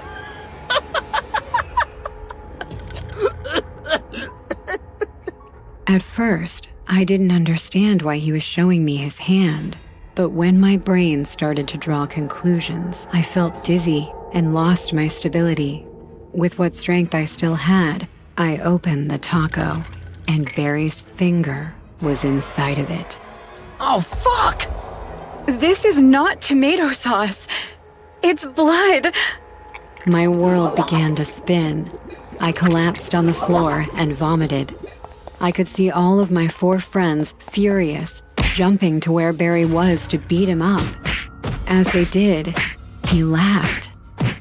Other Taco Bell employees interceded to stop the beating, and Barry took advantage of the situation to run to me. Amber, do you want to marry me?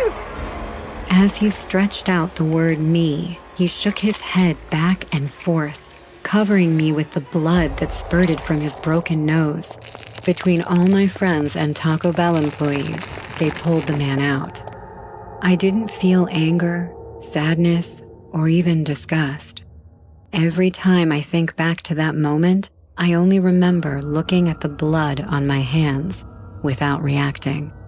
The next thing I remember was being in an ambulance with Adam and Karen. As soon as I regained my composure, I looked at my friend as I tried to figure out what had happened, or even where I was. Where are the rest of the guys? Calm down. They're all fine. They left with the police. And Barry? I was still nervous and agitated, but I felt much calmer. A sick bastard sliced off his finger, delivered your order by covering the wound without being seen, and pretended to have accidentally sliced off his finger afterward. He's out of his mind. There were many witnesses, so that bastard's going to get what he deserves. He had his blood on his face. I touched my own face in search of his blood, but found nothing. Easy. We cleaned you up, but we still have to go to the hospital. Still in disbelief of what had happened, I felt a huge tiredness in my whole body, and I just tried to sleep with my friends as close as possible.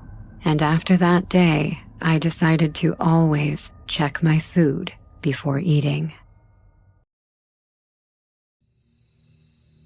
I feel so lucky to be your husband. Stop it. You're making me blush. No, seriously. I love you. I love our new house. You have made my life complete, Marla. So have you.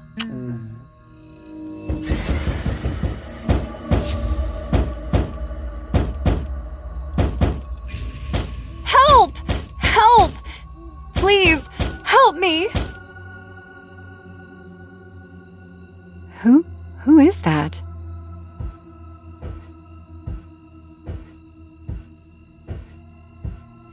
Please, help me! Please, open the door! Who can that be at this hour? There's only one way to find that out.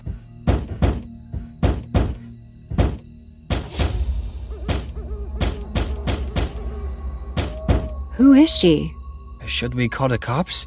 But what if she's just acting like that, so we let her in? What do you mean? I mean, we don't even know what her intentions are. Please, help me! He's after me! Ma'am, who is after you? Please, he'll kill me! Do something! Fine, just wait there. We're calling the cops. Just let me in, please. I beg you. Ma'am, please stay calm. We want to help you. My wife is calling the cops. 911, what's your emergency? There's a woman outside our house. She's crying for help. I think someone is after her, but I'm not sure if she's telling the truth. Please hurry. Okay, ma'am. Calm down. The cops are on their way. Keep talking to her. Help will reach you in no time. Okay. Please, just help me. You don't understand what he is. No, please, no. Get in the car now!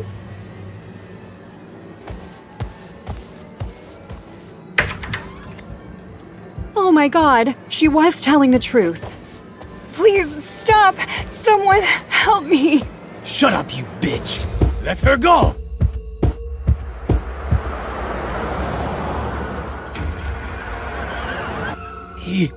He took her. Follow that car, please. We thought... Sir, please go inside and wait. We will bring her back.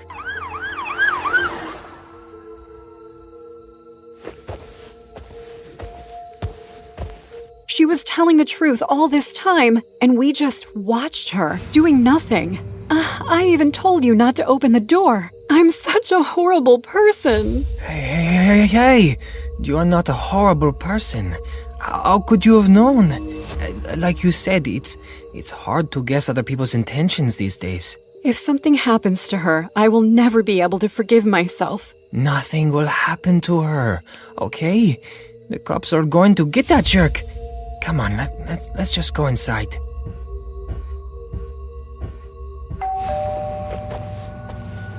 Is she okay? Did you arrest him? Please tell me she's okay. Yes, ma'am. That man has been arrested. What was all that? Who was that man? Sir, we would explain everything, but before that, we need some information. Yes, of course. I can see that you have a doorbell camera. Is there any way you have the footage of whatever happened in here?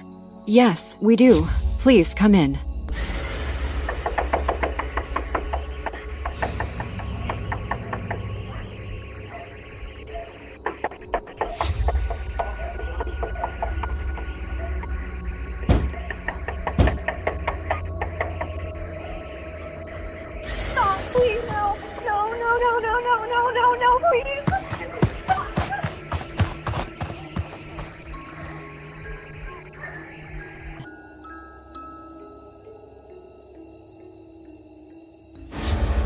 This is the man who tried to kidnap the woman in this footage.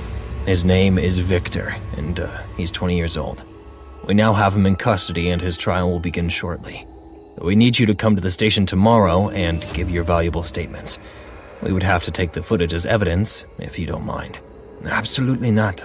Go ahead, officer. We'll be at the station in the morning. It was a Monday morning, and I was coming back from my job interview. I assume it went well, since they were looking for a very serious but social profile that can serve as a cashier, but not be distracted by the coworkers or customers. I immediately identified myself with the profile, since I am very reserved and I don't tend to lose my concentration. But this was not always the case. At the age of 11, I was a very playful and hyperactive boy.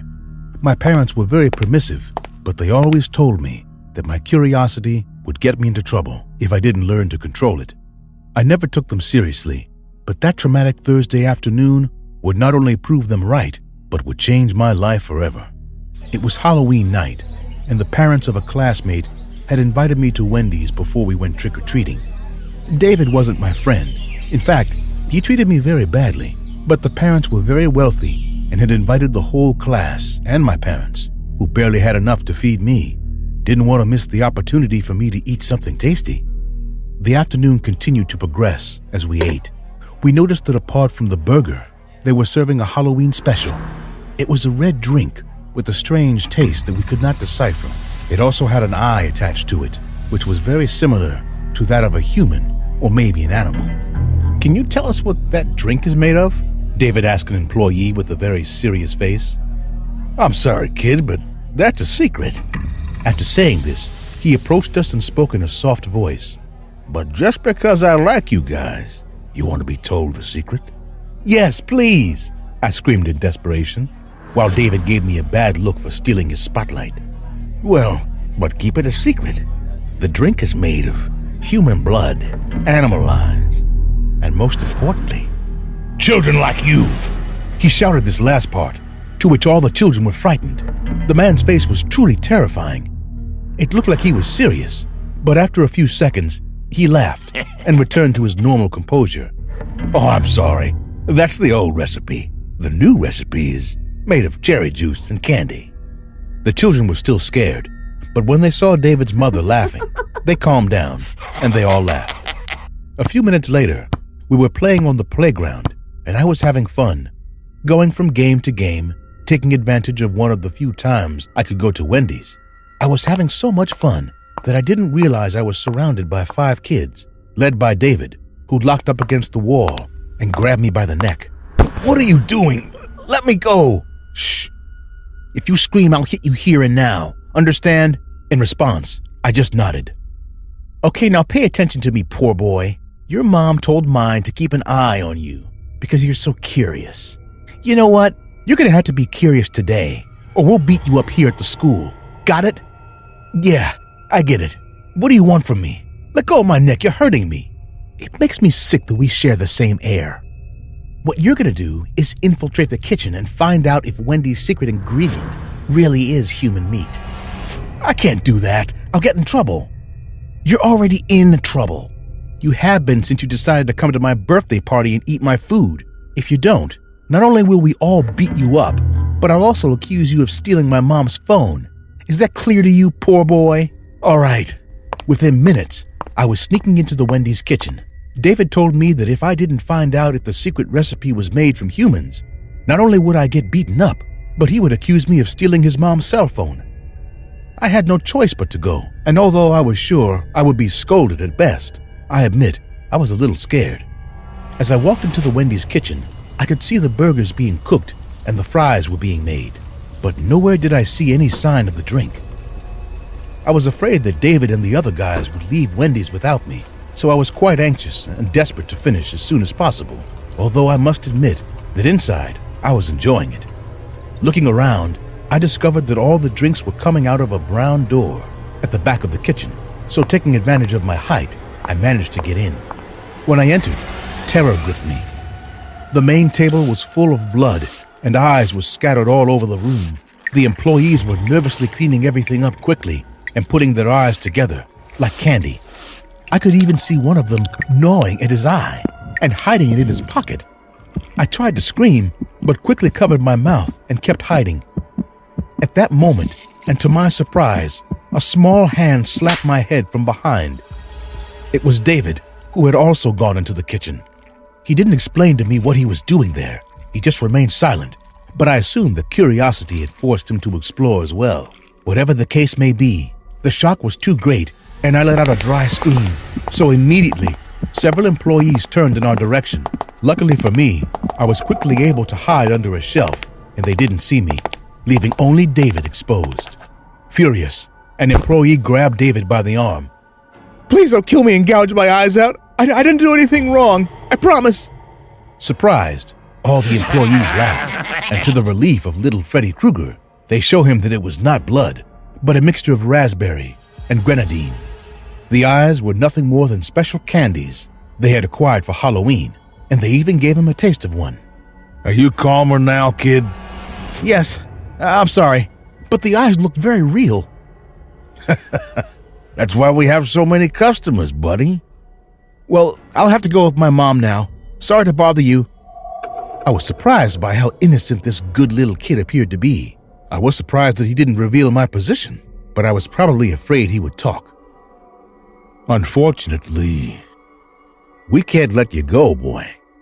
Now that you know our secret recipe, you must stay here." When David was about to ask what those words meant, the Wendy's employee slammed his head violently against the wall. Confused by the blow, David tried to stand up, but quickly fell to the floor, while the other workers approached with knives. I recognized the cashier who had served us so well a few minutes before, but now he was putting a tablecloth in David's mouth.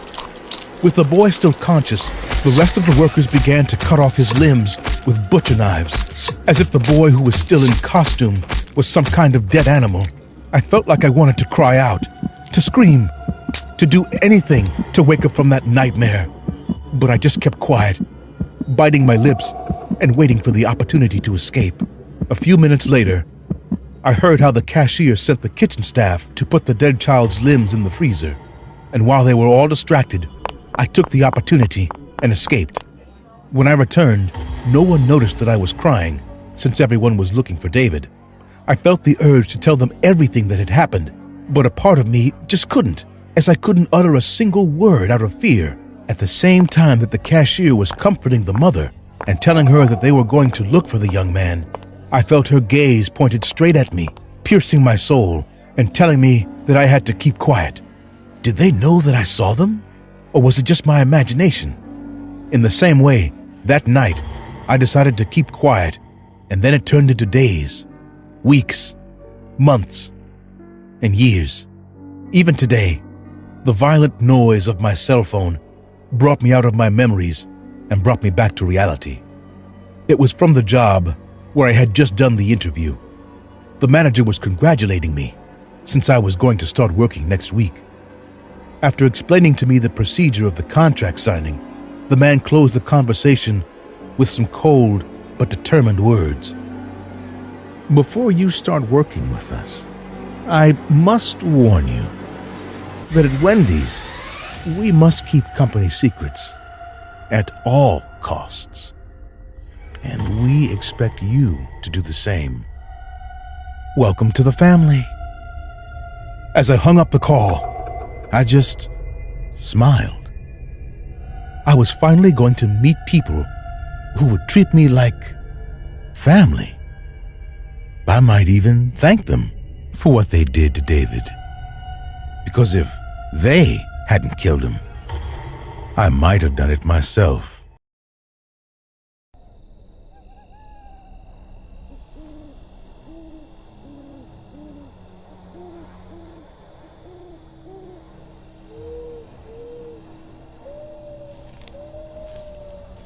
Don't screw this up. I won't, okay? Last time you panicked and we almost got caught.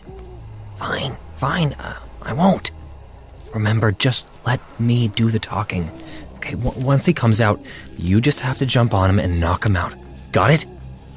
Yes. How many times are you going to say the same plan to me? As long as it doesn't get printed in your brain.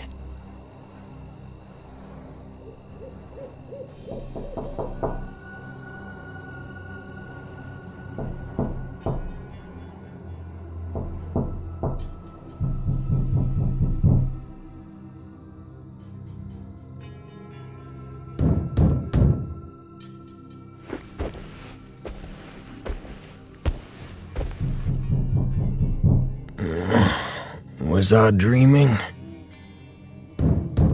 Who could it be at this hour?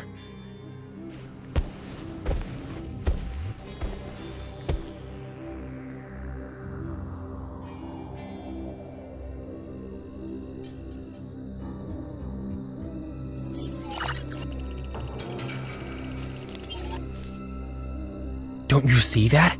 What are you doing? Sorry, I didn't. Just stand behind me and be quiet.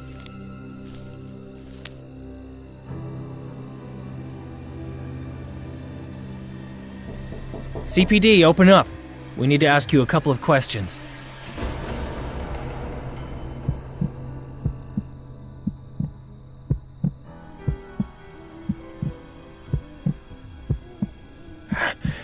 May I help you? We are from CPD. We need to ask you a couple of questions. I'm sorry.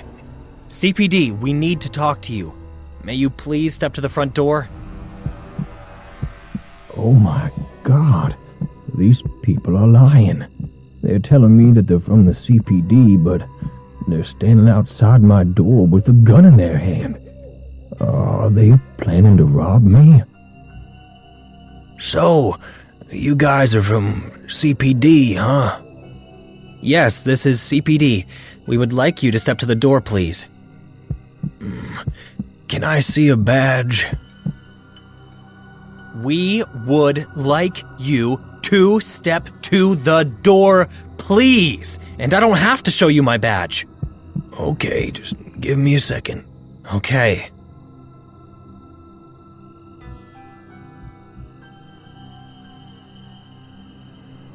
I will grab him. Shoot him in the face if he tries to do something funny. Yeah, fine. Just keep quiet. Holy shit. They're gonna kill me as soon as I open this door.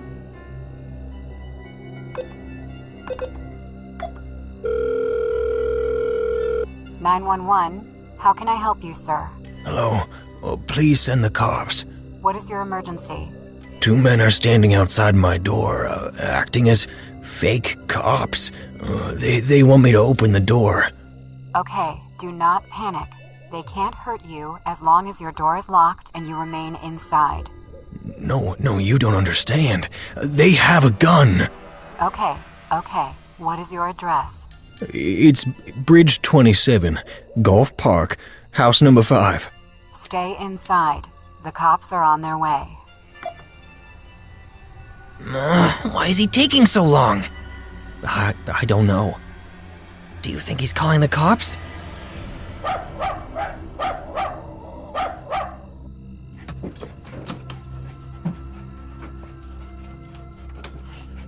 Hey, any problem? Is everything all right? Shit, they've seen us. Hurry up, we need to leave.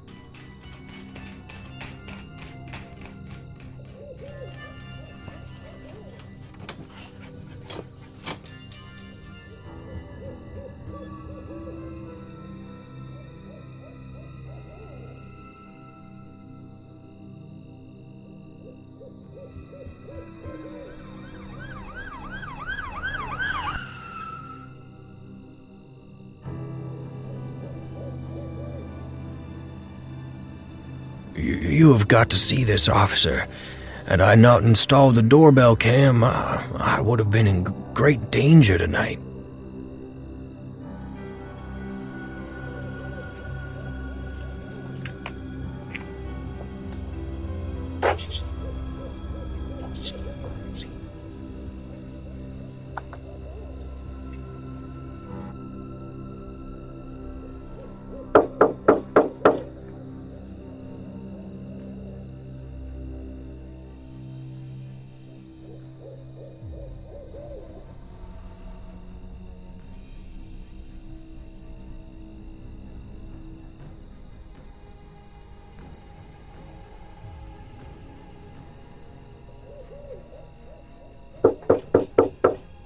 CPD, open up. We need to ask you a couple questions.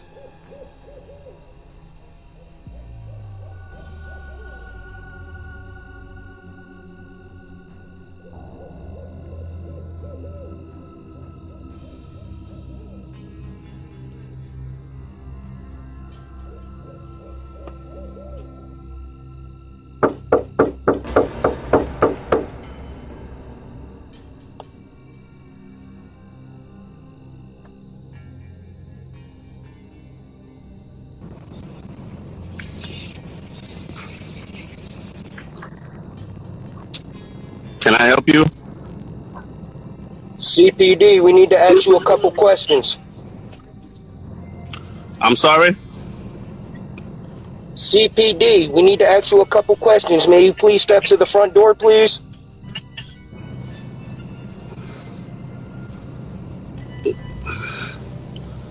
CPD. Yes, this is CPD. We would like you to step to the door, please. Can I see a badge? We would like you to step to the door, please, sir. I don't have to show you my badge, sir. Okay, give me a second. Okay.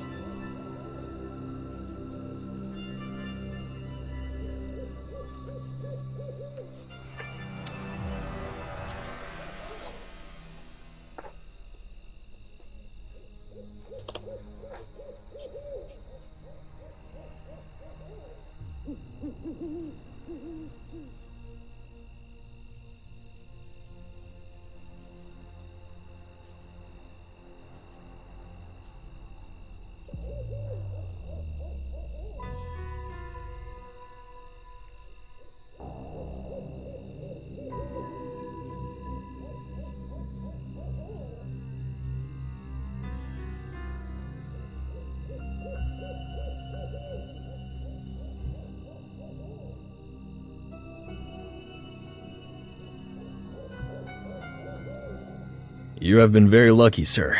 They surely don't look like CPD. We'll take this footage and investigate the identity of those two intruders.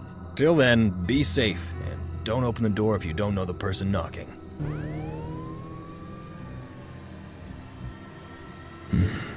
Will they come back again?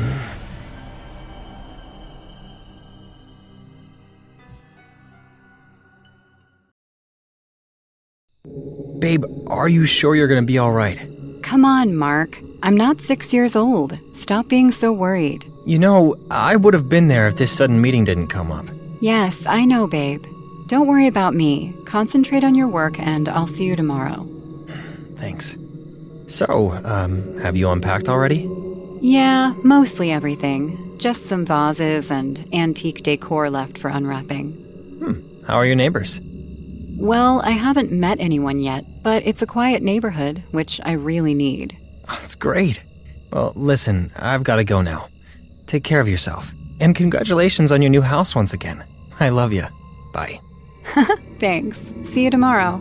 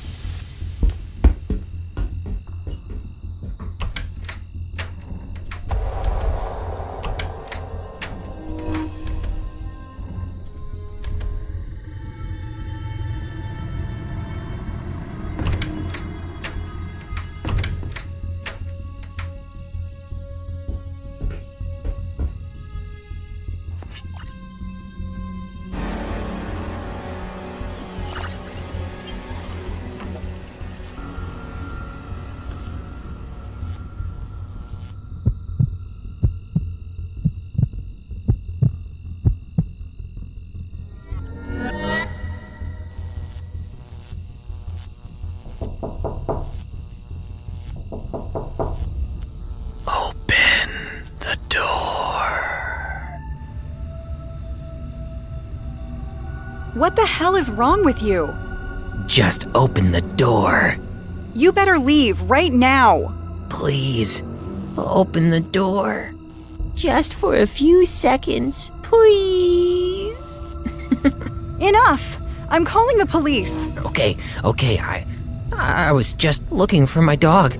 My dog Frito. I don't care. The cops will be here soon. You don't have to be so rude, honey. I just needed some help. Leave! Right now!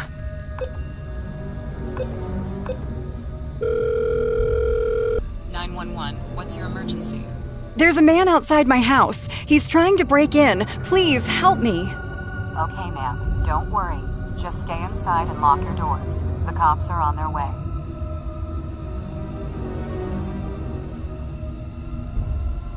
You know, we could be friends.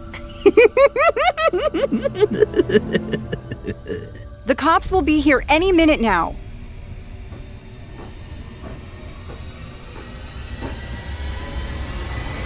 This isn't over yet, honey.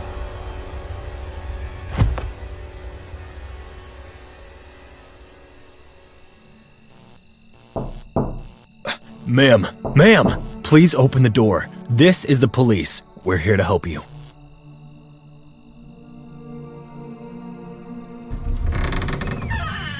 Ma'am, you're safe now. Tell us what happened. This creepy, horrible man was trying to break in. Okay, you stay here. We will search the entire property.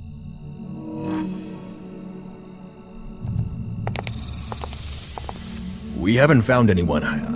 I think he escaped. Can you describe to us exactly how he looked?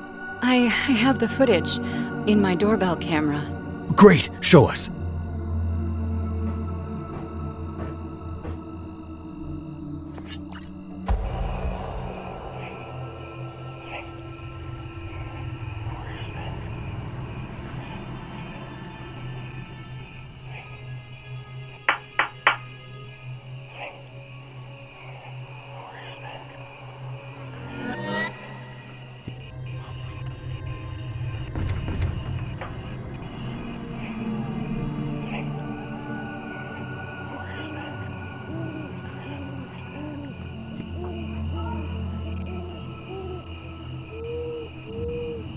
Okay, I was cooking fried dog fighter. Don't have to get all like that and stuff, honey.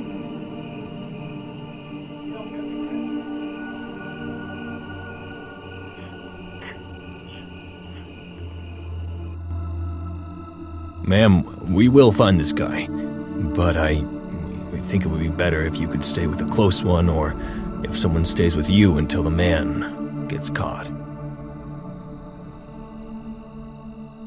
This isn't over yet, honey.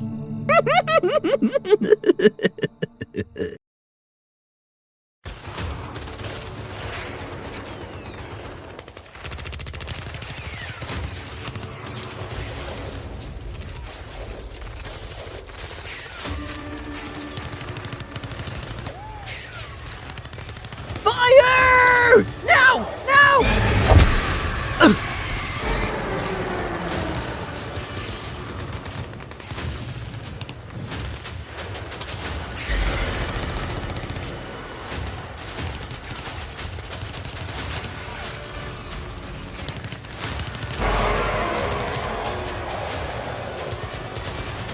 I don't think we stand a chance, Sang. What do we do now?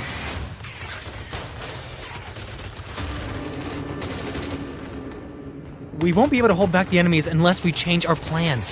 All you move to base 3 up the hill.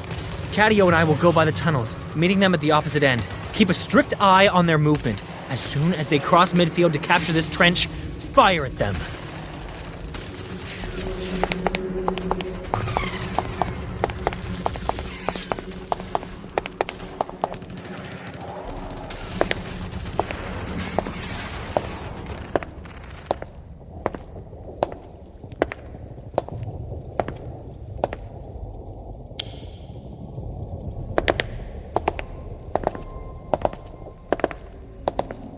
Sang, will we win? Of course we will. Don't lose hope, Cadio. I promised Dong. I promised I will have his back. Come on. There's nothing you could have done. No. You don't understand.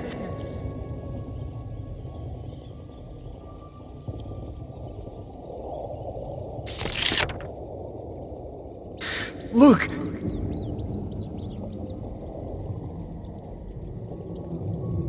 Is that his mom?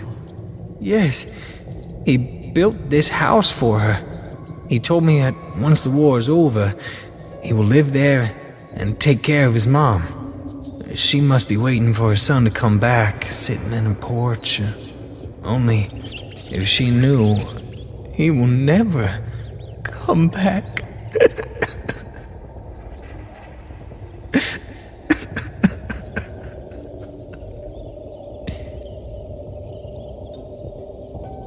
Get yourself together, Catio. If you don't want Dung's death to go in vain, then let's finish our enemies and win this war for him. This war won't be over so easily. Wars are never easy. That's why we need to keep fighting. We will win, I promise you.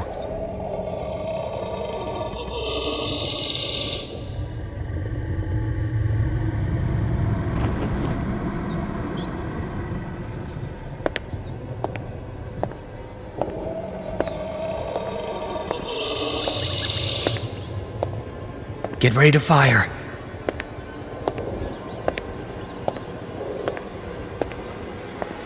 Don't shoot. Catio, it's me.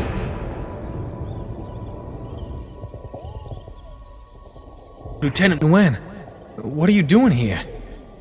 Who shot you? I'm fine. I just killed our enemy's tunnel rat. Listen to me, I don't have much time. You will get lost in this tunnel without an assistant.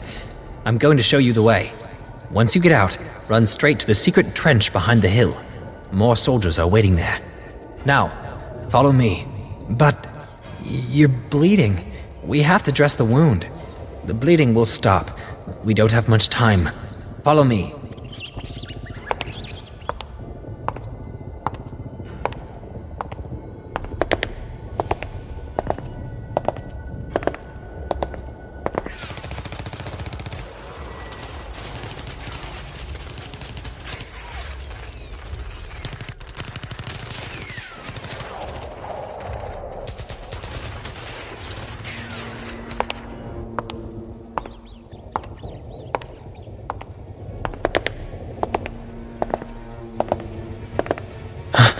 What is that?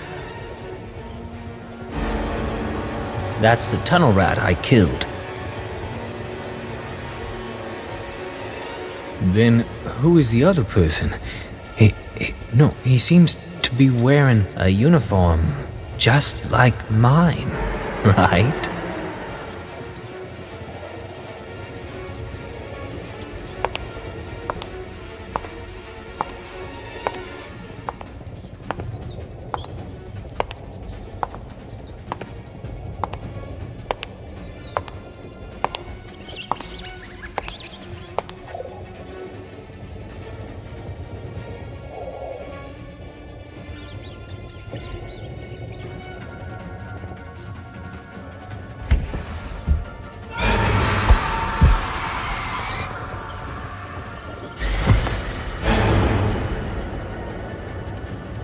Oh my God!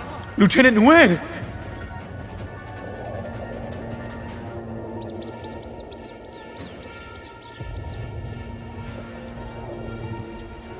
If Nguyen is dead, then...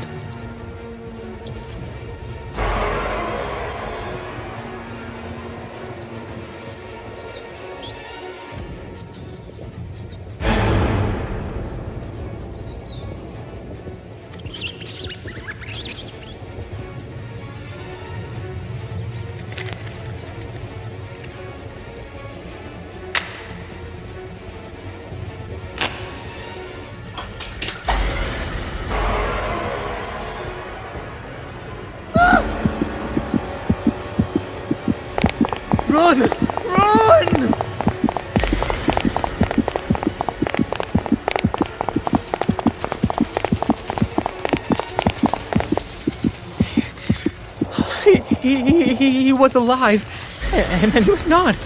He was alive, and then he wasn't. Sang! Help us!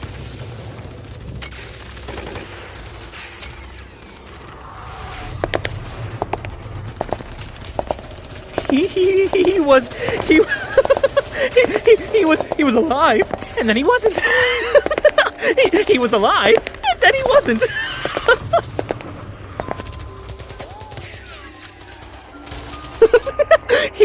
He was alive, then he wasn't. He's having shell shock. I can't believe Lieutenant Nguyen came back from the dead to show you the way out of that tunnel. I still hear his voice saying how deep that tunnel is and how we could get lost in there. That is true, no doubt. Seems like brave hearts never die.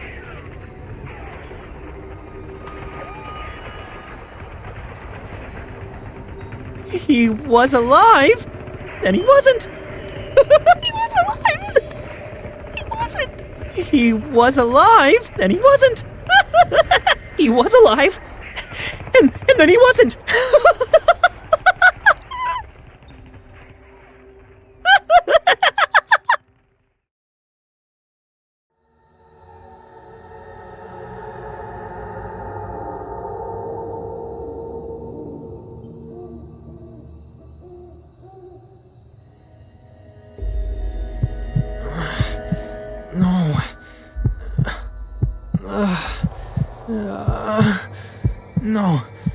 No.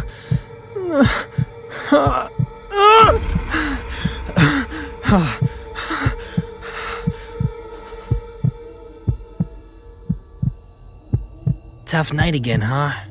You never let us sleep, Robert. I'm sorry. It's just... I can't. Whenever I sleep, And don't sleep. Or do whatever you want, but don't wake up the rest of us. Don't mind him. You know how he is when someone wakes him up. Yeah. Come on, get up. It's time to be on high alert.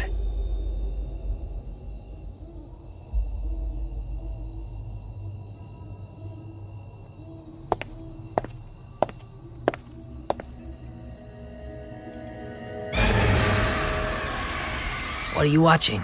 Any sign of attack? Benjamin is still there. Of course it's still there. I wouldn't move it. No need to be cruel. He was just like us, remember? He had a family he wanted to return to. Anyway, we can't bury him, Robert. I know. It's just... any of us could be him. And if I were him, I would have liked to be buried.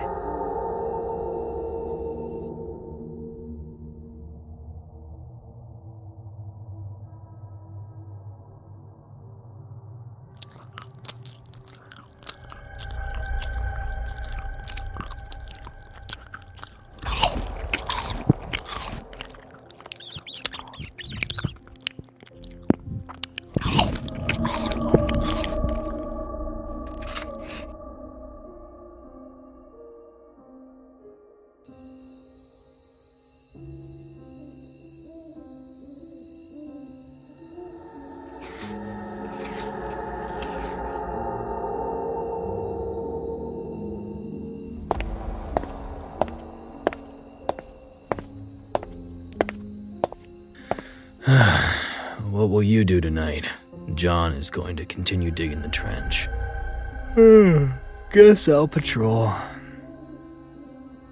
Guess? You know what? I don't care. I'll go to sleep for a while.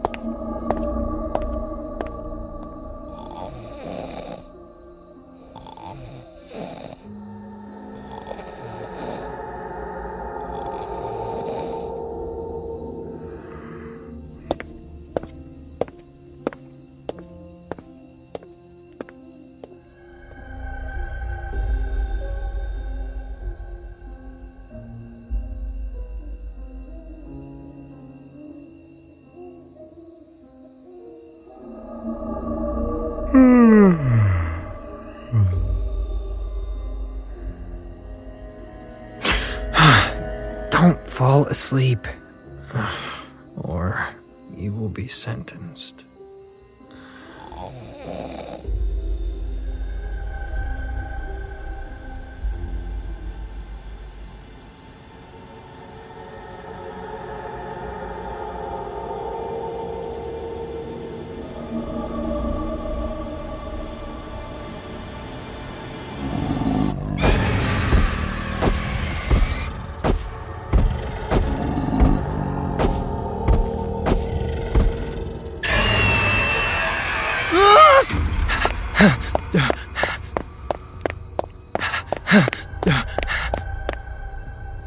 Again? You have to be kidding me. What happened? Over there, that giant creature.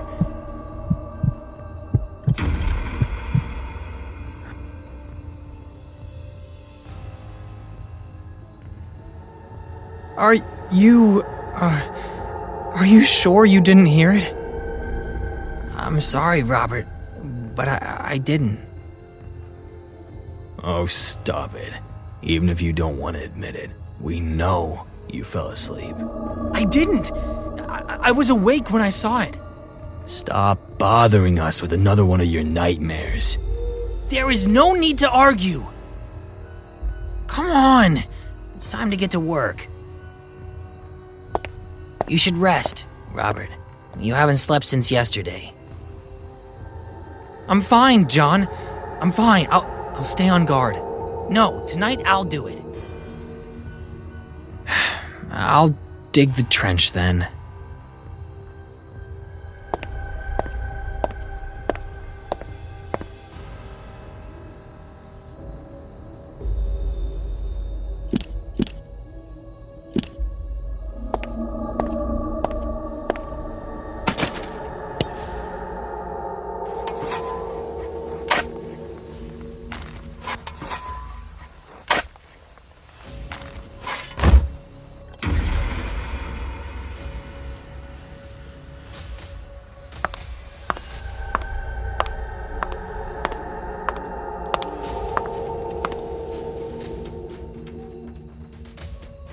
Hello? Is anyone there? Hello? Hi. I'm looking for my daddy. Is he here? Who is your daddy? Who are you? I'm Robert. What's your name? Can you be my dad? Can you? Come here, Dad. Let's die together.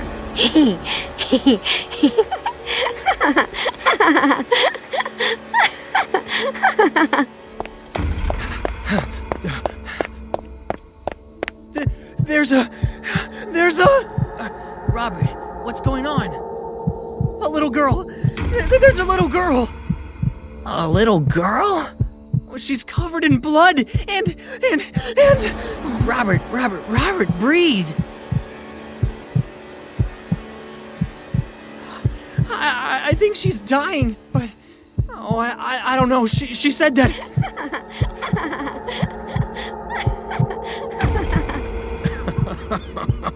A little girl? There are no little girls around here, Robert. Stop sleeping and do your job. I saw her, William. She's right over there. Of course. William, please continue putting up the barbed wire.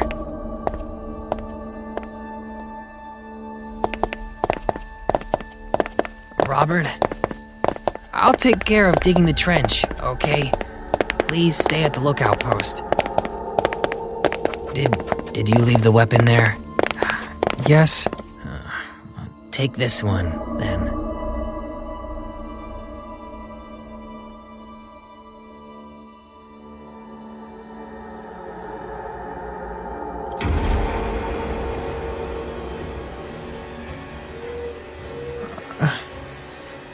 What?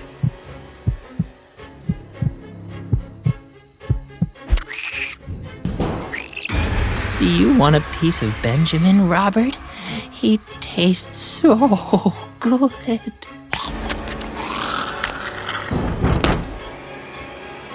Don't you want meat? I know you do.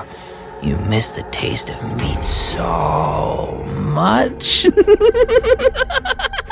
Come here, eat him. You can also drink his blood. It will quench your thirst. Robert, come here. Eat this rotten meat. Stop it!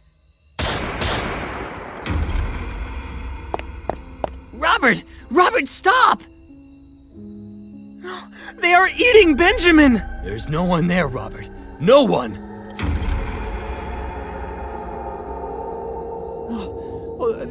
They escaped! No, Robert, they didn't. Nobody was there. Go to sleep. You're not okay. Shut up, John! Shut up! Shut up!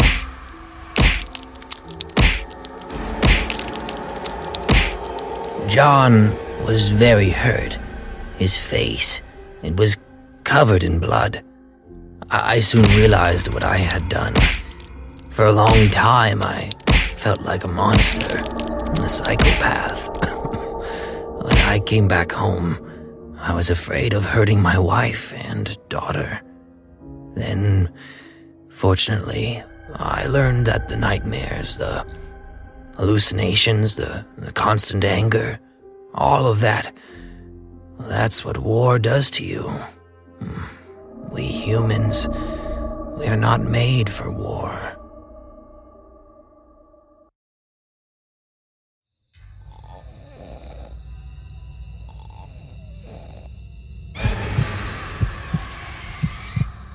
Oh, did you have another nightmare? No, it wasn't a nightmare. It was a nice dream. I was with Mom and Dad in a restaurant. Then we came home and stayed up all night playing. You were there too, but you were smaller. We were both smaller. But if it wasn't a nightmare, why are you crying? Don't you see, Antonio? Being awake is a nightmare.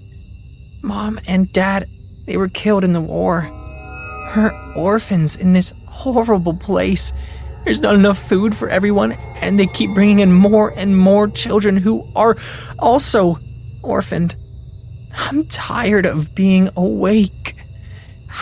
I just want to be with Mom and Dad.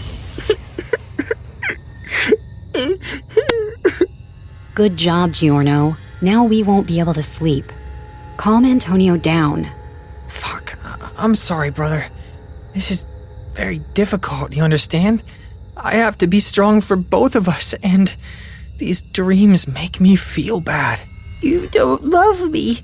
You want to go with Mom and Dad and leave me alone, don't you? No, I would never do that. If I'm here fighting, it's because of you. I want to see Mom and Dad again. Why did they have to leave? I don't know, Antonio, but nobody cares more than us. We have to stay together and be strong.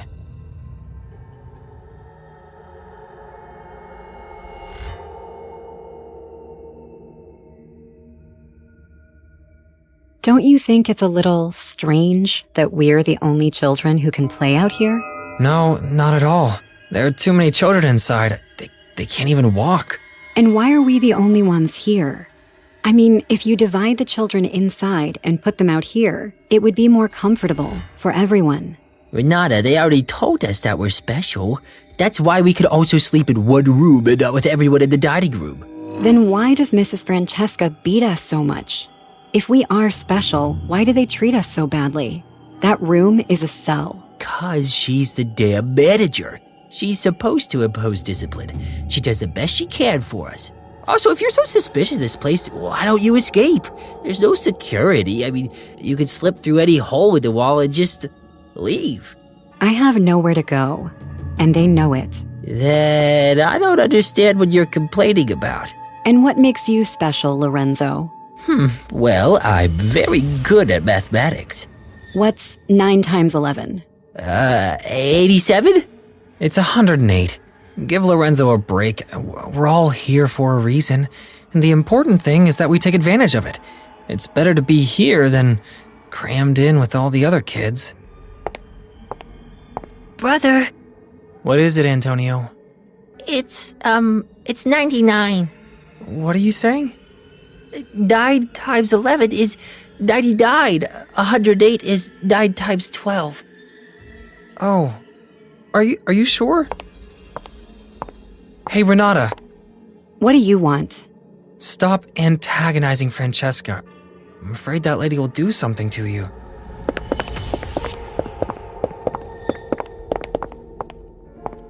Madam, could you ask him where Renata and Lorenzo are? Yesterday, we didn't see them all day. We took them to a school for gifted children. Wait your turn, Giorno. Soon, you and your brother will be there too. But Renata would have warned me. She was a good friend of mine. Ah!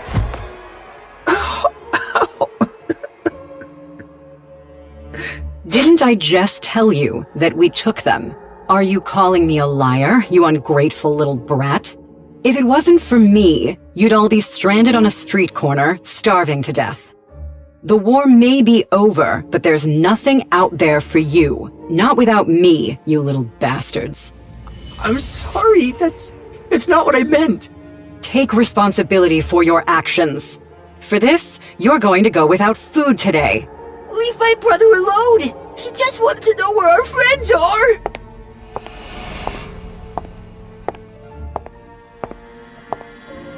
You know what, Antonio?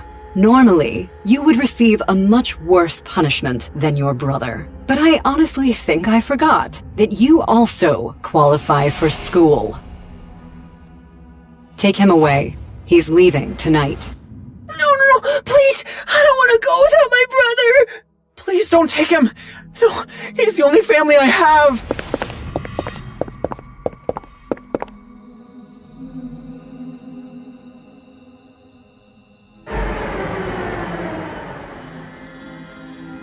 I have to see him, even if it's just one last time.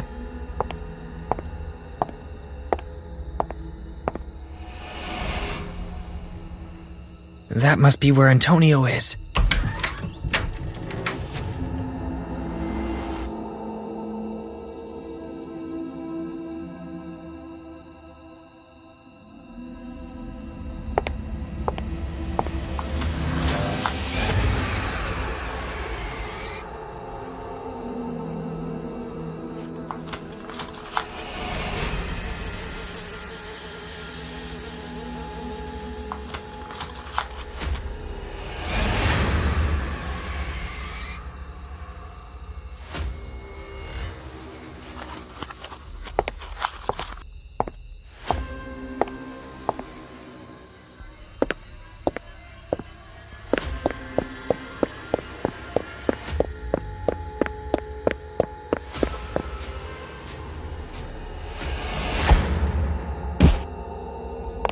There is no security.